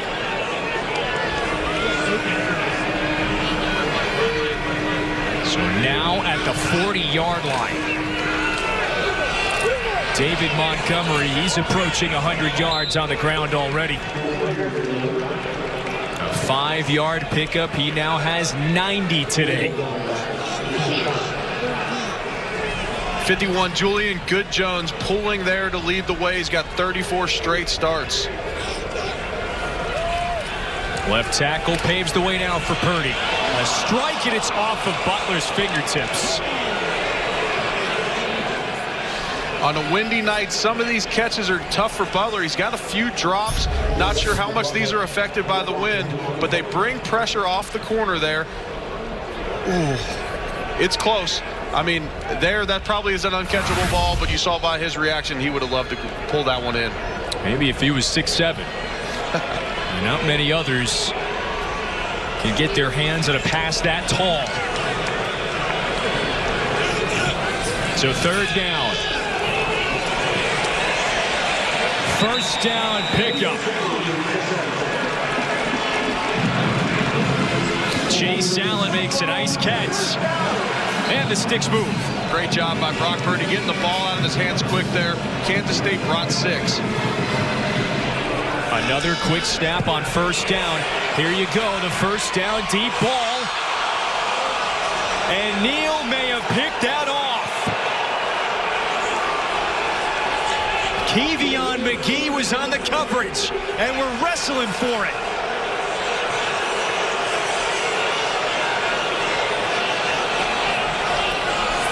Maybe a simultaneous catch. Kansas State football. It's an interception. That is a great play in one-on-one coverage there. They take a shot on 1st and 10 again. Play action. They take a shot downfield one-on-one. You get a little push-off. Bobbles the ball. 14. McGee able to make an unbelievable catch here to make the interception. There it is. He was able to make a great play there. A momentum-shifting, a game-breaking play. Sponsored by Domino's. Order online to track your order. The momentum-shifting plays. The last 8 games, Kansas State's turnover differential vastly improved. They have the football after turning the Cyclones over for the 2nd time today. And Alex Barnes sets the tempo with a 9-yard run on 1st down. Great job there. He starts inside on the inside zone, then bounces it back off the right side. I thought Thompson could have kept it. If Barnes ends up going to the same route that I thought Skylar Thompson could have kept it. Great job blocking on the outside by Gammon there, the tight end. Those two have been working together for now back-to-back seasons. It's Barnes again, same direction, and worms forward for the first.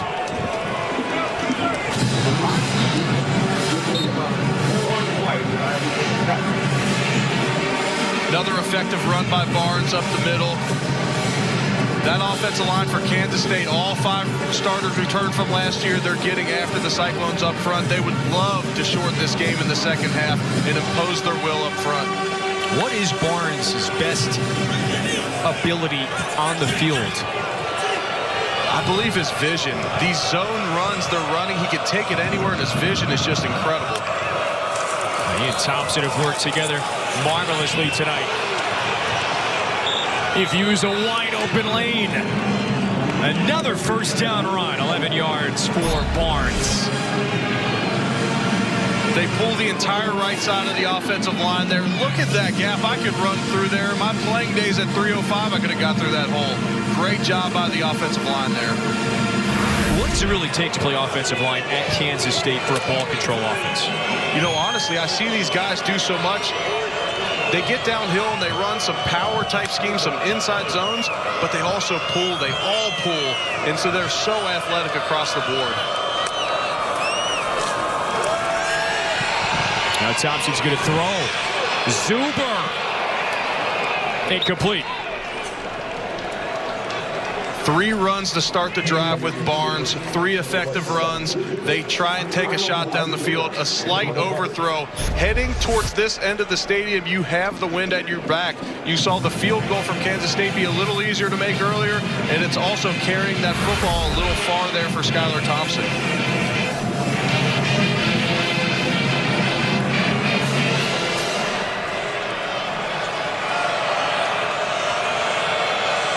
Kansas State started 3-6 this year. If it notches the 3rd straight win, it's bowl eligible. Joaquin Gill to the boundary for a pickup of 9. Great decision here by Skylar Thompson. Appeared to be a run-pass option. Both the right guard and right tackle pulled. That's going to suck in the linebackers. They swing it out to the outside. Effective block on the outside and an easy 9-yard gain. Remember, this Kansas State offense playing without a weapon. Malik Knowles, the wide receiver. And it's got the 3-point advantage. It's got to convert on 3rd and 1. Barnes, another wide open lane. Alex Barnes inside the 10-yard line. Nearly 50 yards on the run.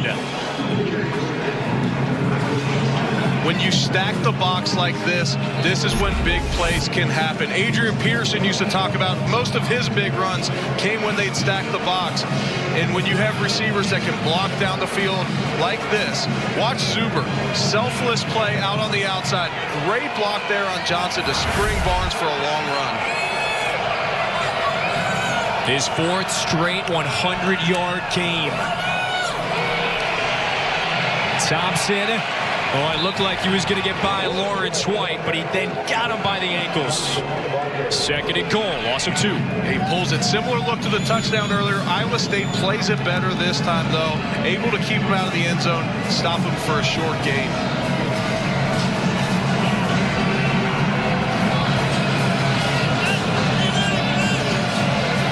Back to Barnes on 2nd down.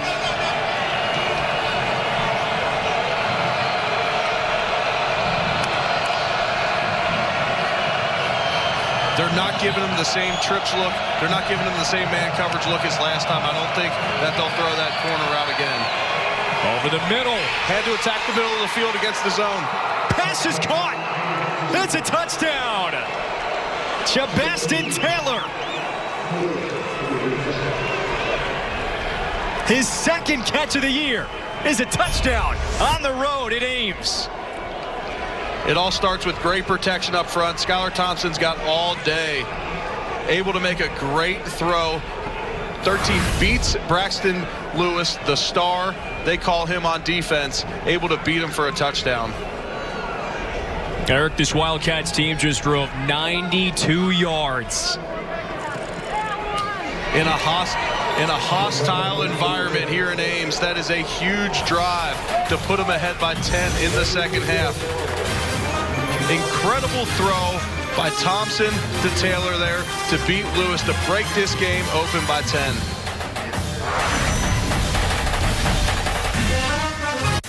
NFC East clash.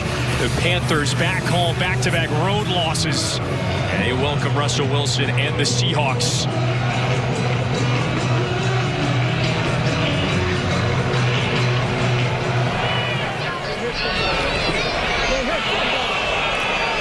Even after the stumble, Nwangu.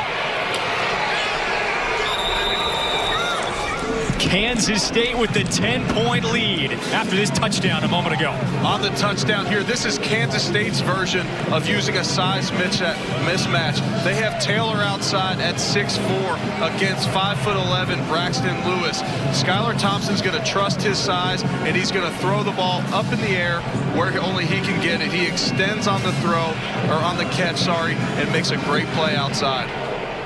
Taylor on the right. The redshirt freshman, his second catch is a touchdown.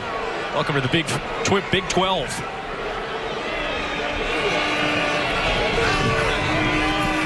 Iowa State back on offense. David Montgomery. Look at the versatility. He brings it all. He's now over 100 yards after the 16-yard run. The 92-yard drive for the touchdown for Kansas State, the longest by yards this season for the Wildcats. That was an incredible drive. They are playing extremely poised in this rivalry game here tonight. They could make it 11 in a row against Iowa State with the win. Purdy. Great poise, but the pass was way short.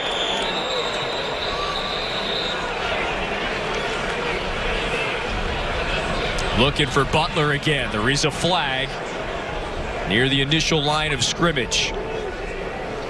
Now, there may be an illegal man downfield. Purdy was running for quite a while. And this is Cooper Castleberry. An ineligible downfield, number 74 of the offense. The 5-yard penalty, and it's still first down. That's Bryce Meeker, a redshirt junior from Cedar Rapids, Iowa. Boy, every time these two teams have gotten together of late, close games. This series dates all the way back to 1917, and Kansas State has won the last 10. 9 of the last 10 have been decided by one score. That's it. Yeah, they definitely have their number. Last play of the game, they walked off with one last year. Montgomery. How has he evaded this many tacklers for no gain, or pardon, for a 5-yard pickup? A wonderful effort. He adds about 3 forced missed tackles to his total on this year. He's trying to track his number last year. 109 forced missed tackles last year.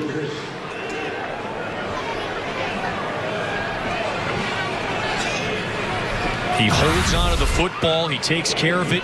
Just one fumble. One over his last 2 seasons.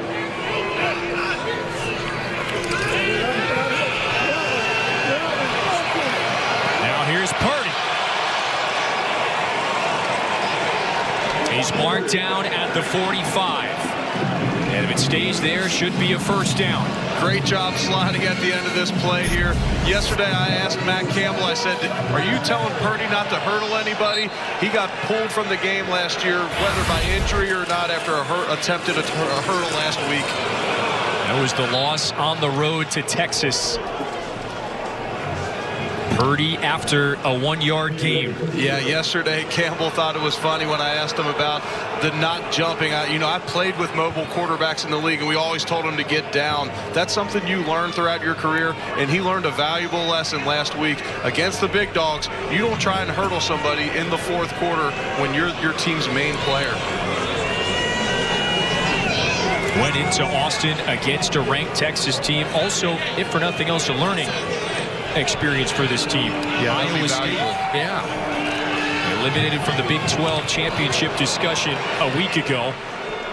But this team has a chance to do something that it hasn't done in quite a while the rest of the way. That pass was incomplete to Deshaunte Jones. Yeah, that's a rare drop by him. Last week he had his 32-game reception streak snapped at Texas last week. That is not a characteristic drop by him. Cyclones pick up the pace a bit. 3 out of 7 on third downs. They have 9 to go. Purdy into traffic, and another interception for Kevontae McGee.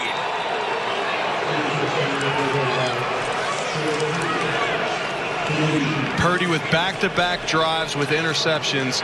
Uncharacteristic that a Cyclones team would have this many turnovers in this game. They already have 3. That is not the Matt Campbell MO.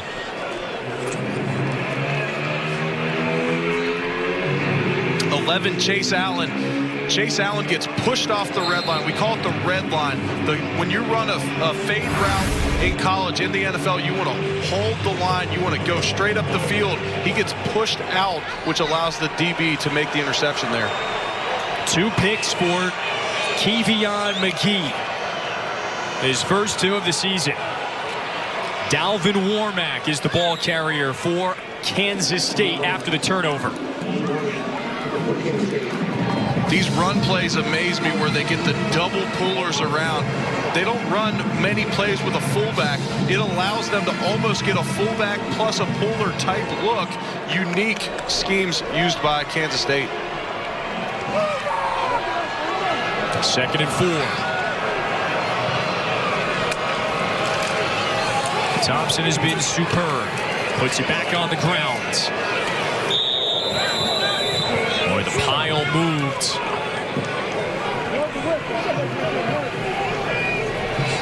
They're going to continue to try and wear them out on the ground. A minute left here in the third quarter, and they are going to try and wear the Cyclone defense out. Now getting late in the third, there is another first down. How about McGee? 2 interceptions. The latter was a little easier than the first. Had to juggle the football around a bit in the first half. This one right to him. With 1 on the play clock. Back to Warmack. Gain of 7. That right there is an offensive line imposing their will. They line up in a heavy set. They have 2 tight ends and a fullback in. Everybody knows it's a run, and they come off the ball. They get movement again behind Gammon, the tight end. They are able to make a big run there on 1st and 10 to get it to 2nd and 3. The best rush defense in the conference, Iowa State, is getting gashed by this O-line and by these dynamic running backs. Warmack, nice work. Barnes back in and into his gut. That should be enough for a first down. So the clock may stop for the respot with just a few seconds left in the third quarter.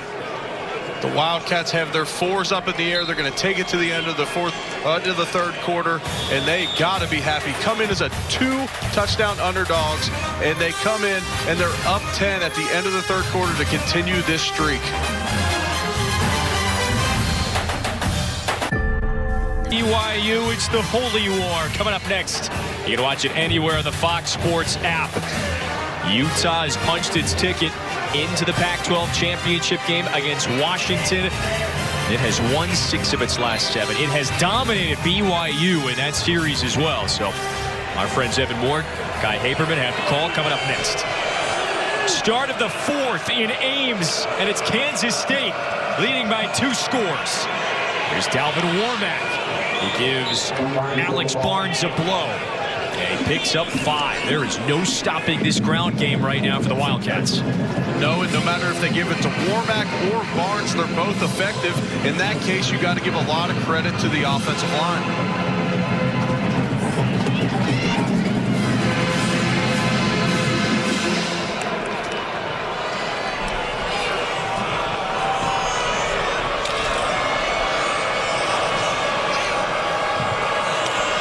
On 2nd and 5.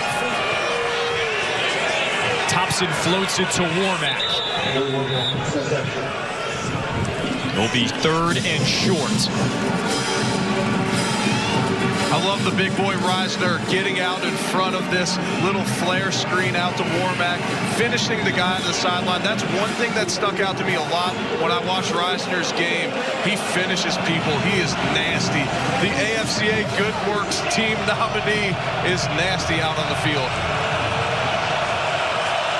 It's a lot of beef across that line. They're going to pave a way on 3rd and 2. Alex Barnes. Alex Barnes. Out of bounds at the 2. 21-yard pickup. 1st and goal. Huge run. One thing that Alex Barnes has been able to do tremendously is use his vision. He sets up these linebackers. He comes downhill inside. Iowa State's linebackers fill incredibly fast. We talked about that earlier in the broadcast. He gets them to fill, and then he bounces it out outside. And what the offensive line is doing a great job, when he bounces it, they let go of their guys, and they're not getting holding calls, which can happen easily in those situations. Not one holding call today. This is the direct snap to Barnes.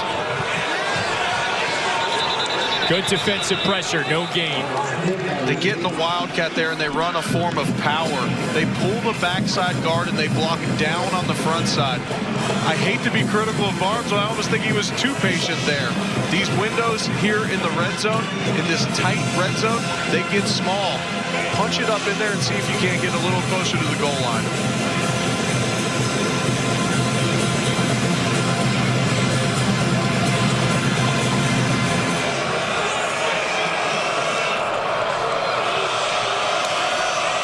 Skylar Thompson, he's already beaten Iowa State once in his Kansas State career.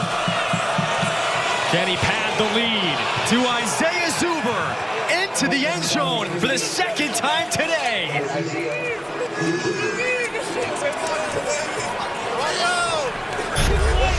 Zuber comes across the formation in motion here, and nobody tracks him. Nobody at all. It looks like Braxton Lewis started the play, having him in man. He kind of fades in the back of the defense. It doesn't track him all the way across the field. Easy completion to Zuber for the touchdown. Skylar Thompson with another touchdown throw. He and the offense convert after the 3rd Iowa State turnover earlier. 17-point lead on the road in Ames. Isaiah Zuber, his 2nd today. Thompson, his team's ahead. State's coverage starts at 7:30 Eastern on Fox, the NFL Network, and streaming on Prime Video.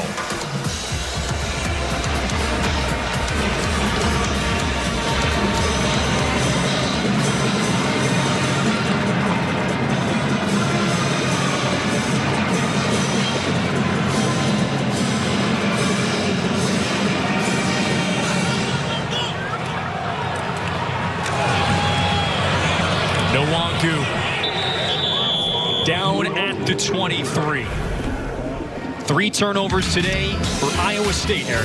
That is the story of this 17-point lead for the Wildcats.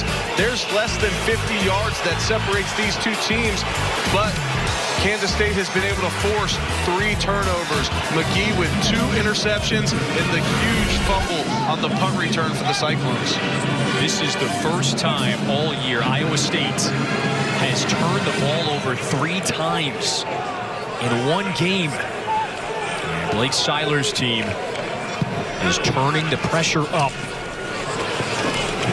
Brock Purdy has had quite a nice day. But it's all the turnovers that are the issues. A nice catch and run on 1st down. And Matthew Eaton has 29 yards through the air. Yeah, great catch by Matthew Eaton. He has already accepted an invite to the NFLPA Collegiate Bowl. There he is, making a great catch. Back over the middle. There's David Montgomery. You highlighted his ability to make catches out of the backfield. There he is. Yeah, they're going to have to play a little bit of hurry-up offense here. They're going to have to throw it more, but that's how you get Montgomery involved still. Utilize him out of the backfield because he's an excellent receiver out of the backfield.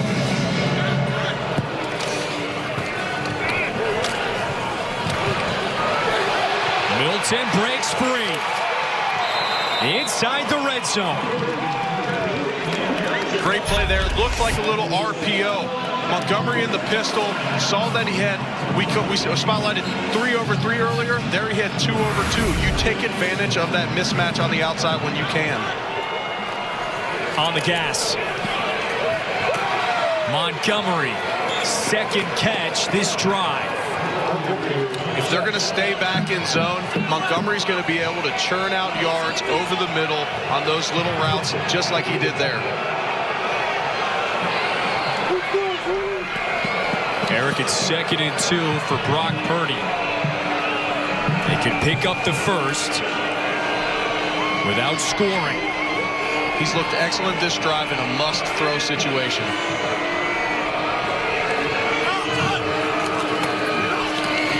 Purdy keeps. No gain. And that was Walker on the stop, along with Patton. Great play there. I like the play call by Iowa State. Try and run it in while you can. You had Montgomery lined up in the slot. You motioned him. It appeared to be a read off of that. Purdy kept it. Wasn't able to get in, though. Timeout taken by Iowa State.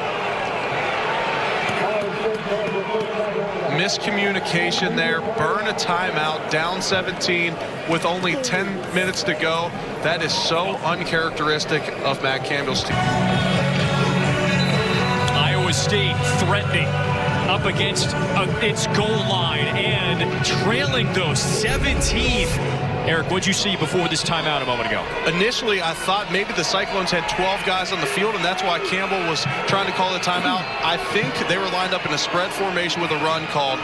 He's running down to call a timeout. It had to have been a bad play call. Kansas State was running an extra D lineman. I think with a spread formation, extra D lineman coming in, he thought, okay, on 3rd and 2, we can't get stuffed here. Keep the clock running and not get in the end zone.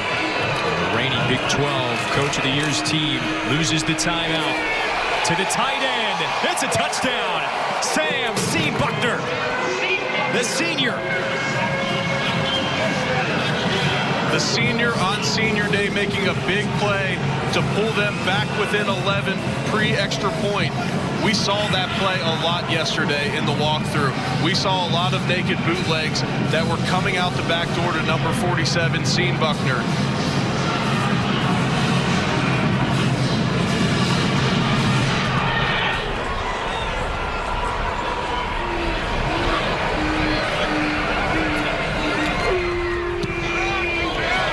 Sally's extra point does get it back to a 10-point game. When you have the 2017 all Big 12 running back in the backfield, this play action stuff will work, and you get it out to Sean Buckner in the flat there. His first touchdown catch of the year. A flag dropped well after the players had spilled back to their sidelines. I love the drive by the true freshman Purdy there. After the play, unsportsmanlike conduct on number 51 of the kicking team. 15-yard penalty on the kickoff. Not something you expect from your 34 straight starts, Julian Good-Jones. You do not expect that, to see that from him. We're going to take a look at this. Let's see if we can find something here. We have seen Buckner coming in.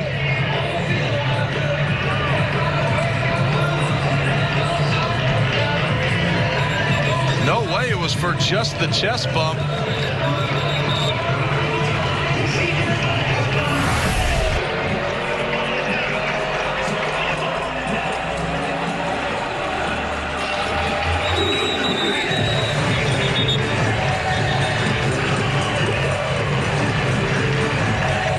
Campbell, in his 3rd season, he has Iowa State in the top 25.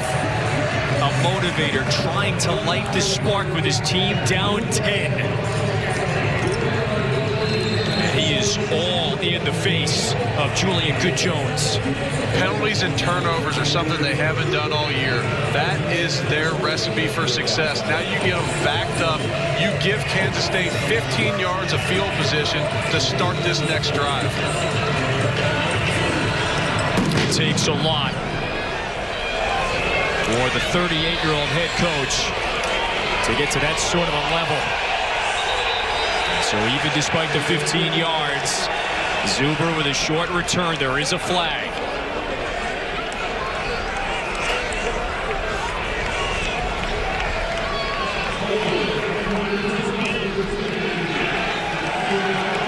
And it's first down. They give the yards right back. I was going to say Julian Good-Jones needs to be extremely thankful that 10 of those 15 yards he cost them got negated there. Going to start this drive at the 25, and that's pretty innocent compared to what it could have been coming off that penalty. Skylar Thompson, so good a week ago against Texas Tech. He is following up that career day with maybe an even better start. 38 points on the road in Ames. 2-yard gain for Barnes. We saw a great drive last drive by Iowa State in a must-throw situation. Kansas State with 10 minutes to go. They want to churn this clock. They want to keep it rolling. We'll see if they can keep it going. It's been over a year since Kansas State has not only beaten a ranked team, but one on the road. It could knock off both today.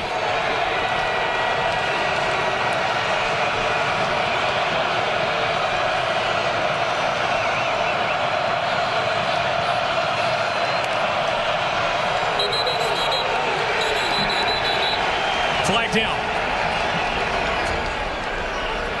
Looked like Reuter flinched in the slot.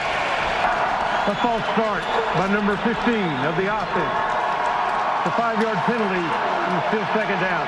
Yeah, Harvey was coming up on the pressure, and he got Reuter to flinch a little bit. He got a little too excited. And Iowa State has brought Harvey a bunch for the edge tonight. He has. They've been effective pressuring. I would like them to keep pressuring here. Now you got him second and long. Put some pressure on Skylar Thompson. See if you can't force a turnover.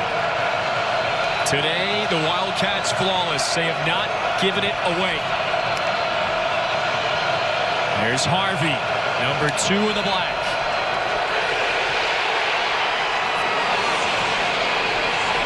Barnes will make something positive out of this. Still 3rd and long coming up after an 8-yard pickup. Kansas State anticipating pressure here. They run a screen pass. That's exactly what you want against pressure. Let the defenders come towards you. Slip Barnes out of the backfield. Great job by Thompson to stand in there, retreat a little bit on the screen, and throw an accurate ball to get that out there on the screen and get them to 3rd and 6 here. That's what Bill Snyder told us. I love his confidence. I love his poise in the pocket. Now does Coleman dial up? 3rd and 6. Pressure. Ball is loose. Mike Rose.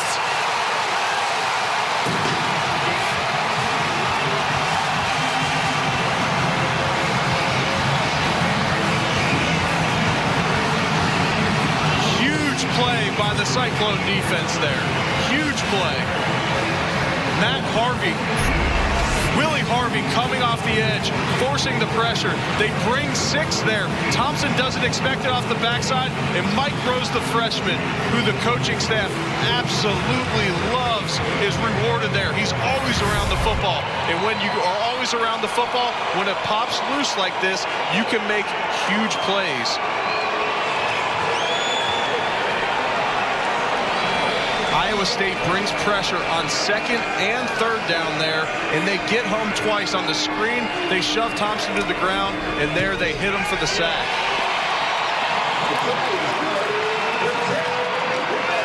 No turnovers, no more. Iowa State. They were going to need to force turnovers to get back in this game. Willie Harvey comes off the edge, and Mike Rose able to make a huge play. Liberty, liberty, liberty, liberty. Iowa Iowa State down 17 just 4 minutes ago, back within 3 thanks to the defense. Yeah, they bring 6 here. There's only 5 blockers. Thompson has got to get rid of that ball. Harvey hits him before he's able to, and Rose able to make a very heads-up play there.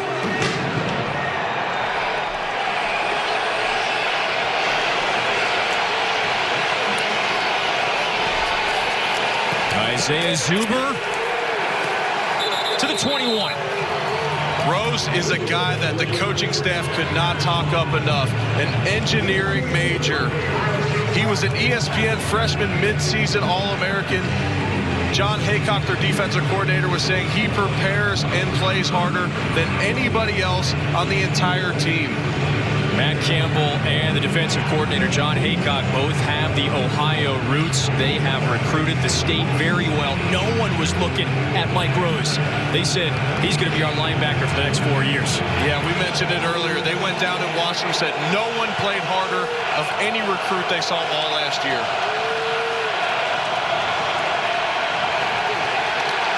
Alex Barnes disappears into the pile. It's still moving. Gain of 3. There's defensive coordinator John Haycock right there. He's got this Cyclone defense playing very hard.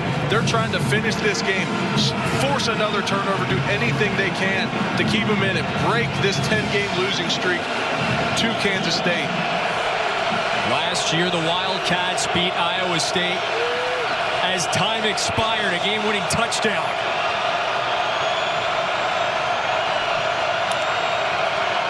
We told you we had a good one for you. On 2nd and 7, Thompson, and it gains 2. John Haycock abandoning what they generally do. They generally play a shell defense. Bend but don't break. A lot of coverage. They bring 5 defenders there again. He's trying to light up Skylar Thompson in this second half, make him uncomfortable. I actually thought Skylar Thompson scrambled a little bit earlier than he should have there, but it's hard not to when you were hit twice on the last drive like he was, and one of them goes the other way for a touchdown.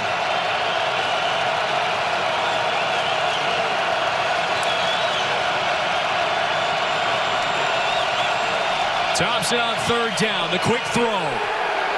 In and out of Reuter's hands, incomplete.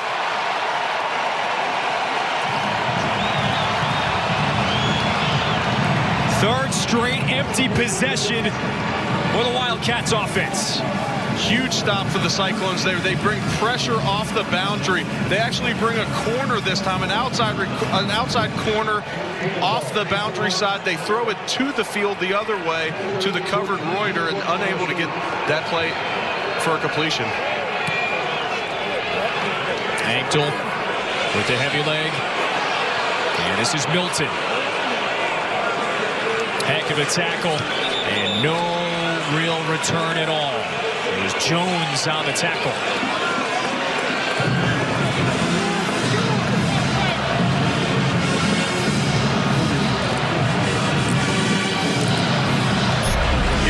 That 3rd down. If you watch the top of the screen, call that the boundary into the short side, they bring that corner. You can do that because that edge is so short and the hashes are so wide in college football.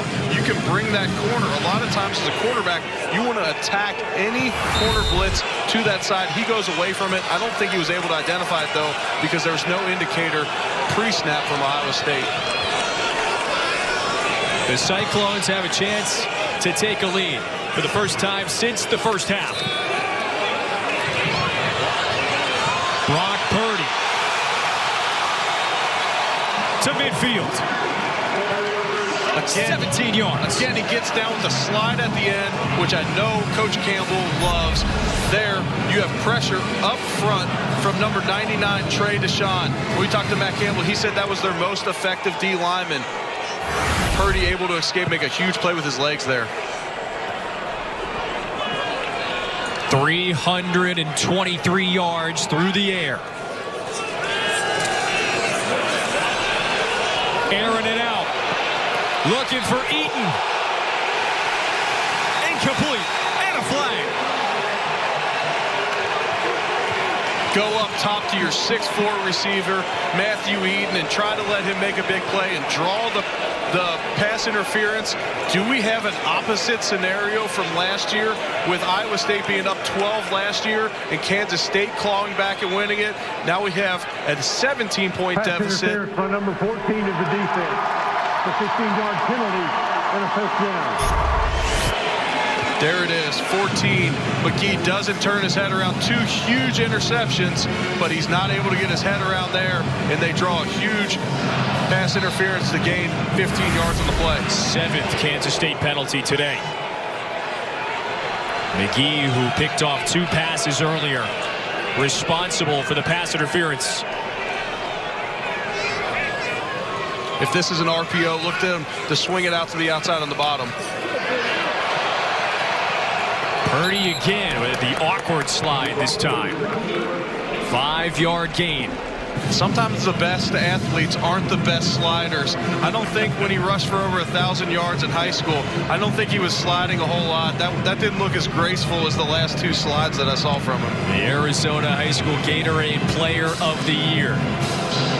Had an extended illness his junior year. Didn't have quite the arm strength when colleges were watching him.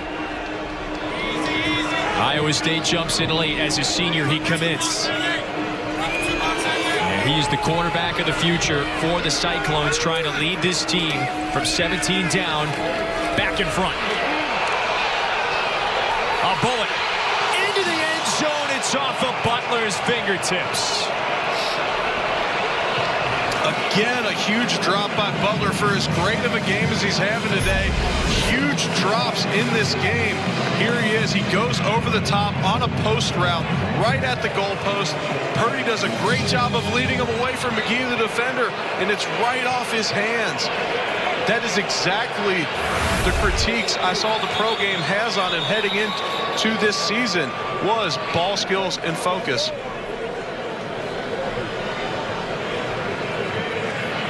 And so it's 3rd and 5. So for those of you tuning in for BYU and Utah, the game is available on the Fox Business Network as well as streaming live on the Fox Sports app. We're going to get you over there after the conclusion of our game.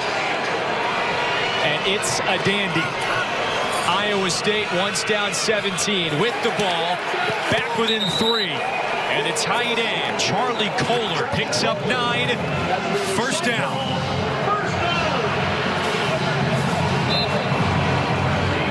Great throw again by Purdy. He is in such a rhythm ever since they had that drive on that must throw.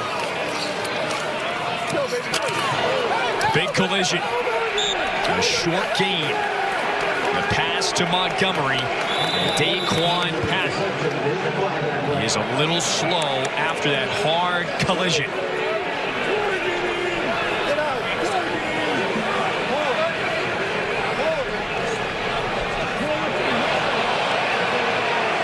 Looks like a flag is down. Our officials have huddled together.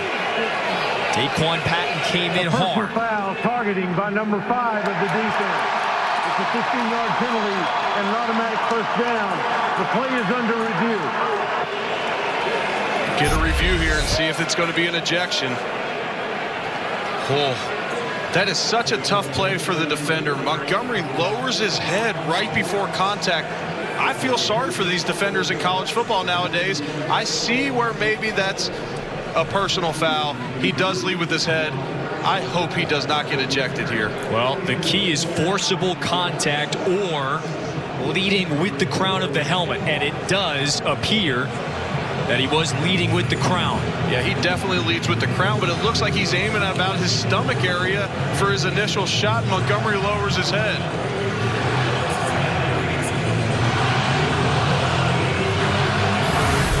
Daquan Patton, he leads the team with 63 tackles heading into today. That would be a huge loss for Kansas State. An already nicked up defense. That would be a huge loss for them for the remainder of this game. It would be gigantic. And if Kansas State does hang on, win this game, become bowl eligible, he cannot play in the first half of that game, whatever it may be. A month later, he's still going to be suspended for a half. I hate the rule. I understand you want to protect the players, and I am all about protecting these student athletes. One of the big fears all football players have one day is the head injuries. But on a play like this where the running back is trying to get lower than the defender, it is so hard to make any type of a play on the football there. That's why this goes to the replay booth. All of the targeting calls and the definitions. That defensive player perhaps making forcible contact against an opponent with the crown of the helmet, or making forcible contact to the head or neck area of a defenseless opponent. Now, to Patton's credit, he did not hit, to your point, at the head or neck area. Yeah, Montgomery lowers the target at the last second.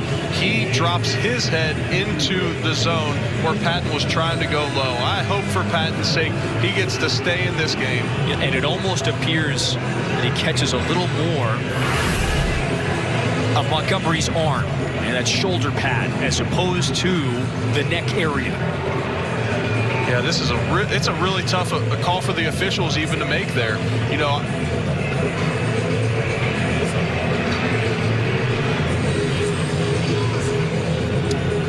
if the targeting does stick, that vaults Iowa State. After further review, there is no targeting. It's second down. And the call reversed. The home crowd is not going to like that call. I believe both of us up here in the booth do. Not that we aren't about player safety, only because Montgomery lowered the target. It looked like he caught a little bit of shoulder pad there before it. And hate to see Patton in this great game with 4 minutes and 50 seconds left get ejected. So it's 2nd and 5 for the Cyclones.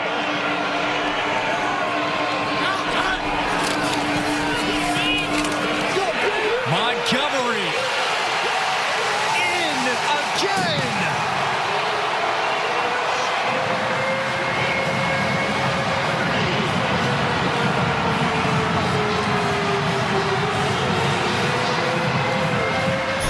It's a 3-touchdown day. We saw this play earlier. We saw the motion across the formation. They bring Eaton across, fake the jet sweep. It draws all the defenders' eyes, and Montgomery's able to sneak out, and he's able to get in for a great touchdown. For the first time since early in the second quarter, Iowa State is ahead. 4-point advantage.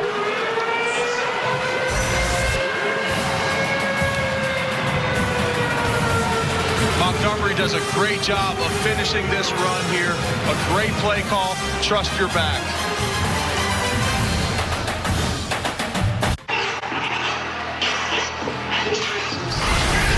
It's time now for the expectation-shattering drive of the game, sponsored by Buick. Huge run here by Purdy to extend the drive. You have a great pass out to the sideline to Kohler. And then I love Matt Campbell trusting his workhorse, his running back, David Montgomery, to get him all the way into the end zone there for a great run. Eric, it's his 3rd rushing touchdown today, his 2nd 3-touchdown game of the year.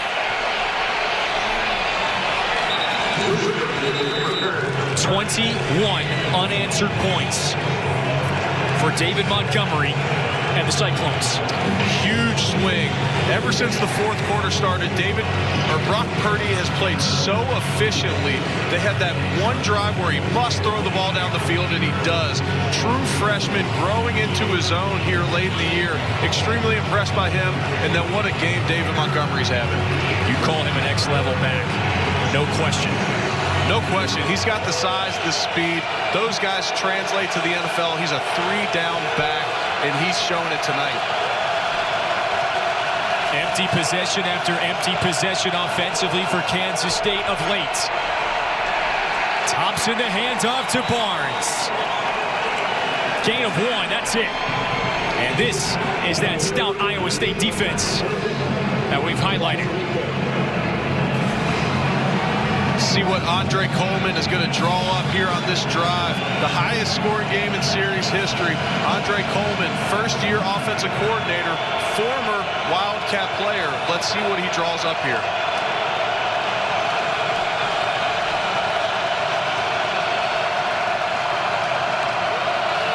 second down, Thompson, the quick drop back. The catch and out of bounds. Jabastin Taylor, who has a touchdown catch today, has got enough. It's rather just short. About a yard to go. Iowa State brought 5 again on the last play. Let's see if they pressure again here. They've been super successful here in this fourth quarter bringing pressure. Likely to see Barnes here, though. And with this many defenders down and this many defenders in the box, if he could break through, he could hit another long one.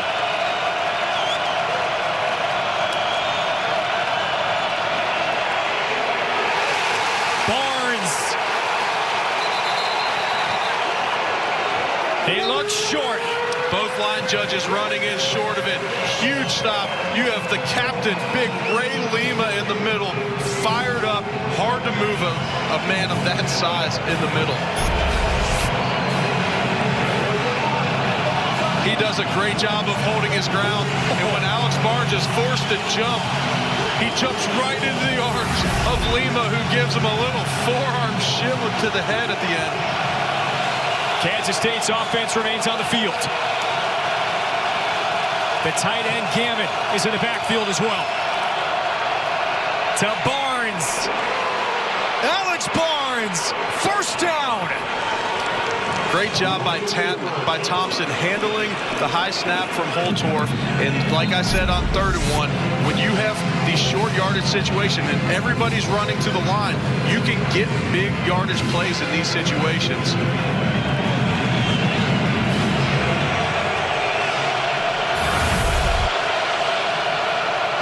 Kansas State with all 3 timeouts. Barnes, patience. Mike Rose brings him down after a gain of 3. Yeah, at this point it'll be interesting with 1:53 left. If Kansas State's going to run the ball and milk the clock, does Iowa State eventually start calling some timeouts? And heck, they can't keep the ball on the ground forever here. They got to speed up themselves.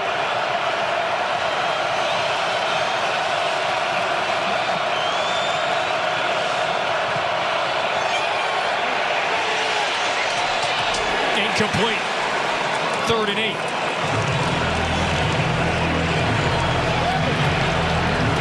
That allows Iowa State to save a timeout in theory. Less than 90 seconds. They brought 5 again. They were able to get in Skylar Thompson's face enough to create an errant throw. Ball thrown in the area of Schoen and Zuber. I'm not exactly sure even who that one was to. Let's see if Haycock lights him up again. Here we have 3rd down. It looks like they're going to bring pressure off both edges here and bring 5. Kansas State must get to the 40. Thompson chased. Incomplete. Another 4th down. They did bring 5. They brought players off both edges on that one. And Marcel Spears was able to get pressure on him in the backfield, and he wasn't able to get there. Almost picked off on the play at the end as well. 3 timeouts for Kansas State, but they just used one. So it's almost a lock. And the Wildcats have to go for it here. 4th and 8 with 1:20 left. Bill Snyder's team was up 17. Iowa State has just scored 21 in a row. And what's the conversation right there in that huddle? Yeah, this is so reminiscent of last year's game. Last year's game, Iowa State up 12 in the second half last year, and Kansas State storms back. This year, Kansas State up 17, and Iowa State comes back. Here's the last play of the game. It's Skylar Thompson to Zuber. Touchdown, game over, walk off, head to the locker room as time expires. That was in Manhattan a year ago. The 10th straight victory for Kansas State over Iowa State. It's a 4th down and 8. Kansas State has converted its only 4th down try today. And as Isaiah Zuber, perhaps the player that Skylar Thompson is going to look for. Skylar Thompson, he's got Thompson on the outside, 13. Taylor outside, one-on-one. Maybe he goes back to his 6'4" target out there. You got to throw the ball here, but you always have to be cognizant of Skylar Thompson. Mobile quarterback, he can escape with his legs. The Wildcats have to convert to Dalton Schoen. Incomplete. Skylar Thompson begging for a flag out there. They bring pressure again. I love John Haycock's second half strategy, especially in the fourth quarter. Light up the Wildcats. Put some pressure on Skylar Thompson. Don't just let him sit back there. They've consistently brought pressure in the fourth quarter, and it has paid off. Now, one of the things he talked about to us yesterday, he hates leaving his DBs on islands like this. He never wants to do it, but as they sat back in zone and brought 3 guys early in the game, it was killing them.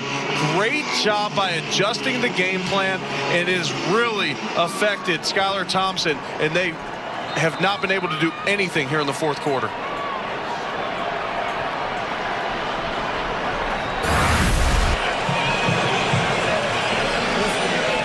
Down 17 to now leading by 4, trying to salt this away. This run could do it. Pickup of 8 by David Montgomery. Kansas State uses the timeout. That's the same play we saw as the last touchdown to Montgomery on the last drive. They bring the motion across the field, draw all the eyes of the defenders. Could be a jet sweep to Eaton. Instead, it's Montgomery coming the other way off the right side. That's Davies down for Kansas State. Iowa State up to 150 yards on the ground today. Last week, Kansas State stifled Texas Tech. 30-something yards rushing for the game for Texas Tech. And then this week, they are able to put up 150 on the Wildcats. 2 words, David Montgomery. David Montgomery, and as a former offensive lineman, you know who I'm going to say. The offensive line has played incredible today, led by their freshman center, Newell, who as a kid was selling programs in this stadium. It's a dream come true for him to be out there on the field with them. For years, he has watched Kansas State beat the Cyclones. Today, he's going to be on the field as the streak is perhaps snapped. A first down here, and the game is over.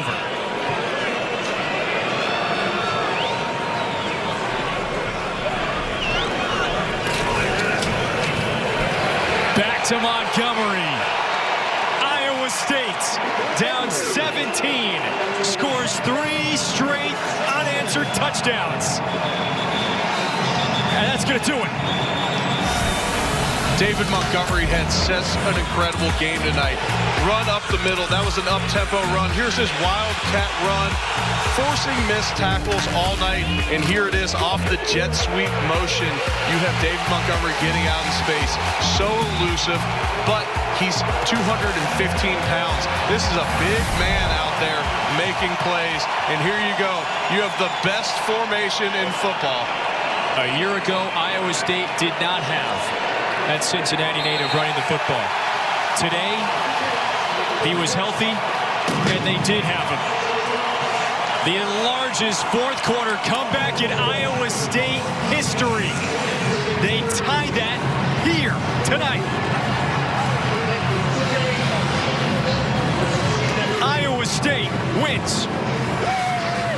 2 coaches, as we talked to them this week, that have tremendous respect for each other. A wonderful game. Final score, 42-38 for Eric Wood and our entire crew. I'm Kevin Fitzgerald.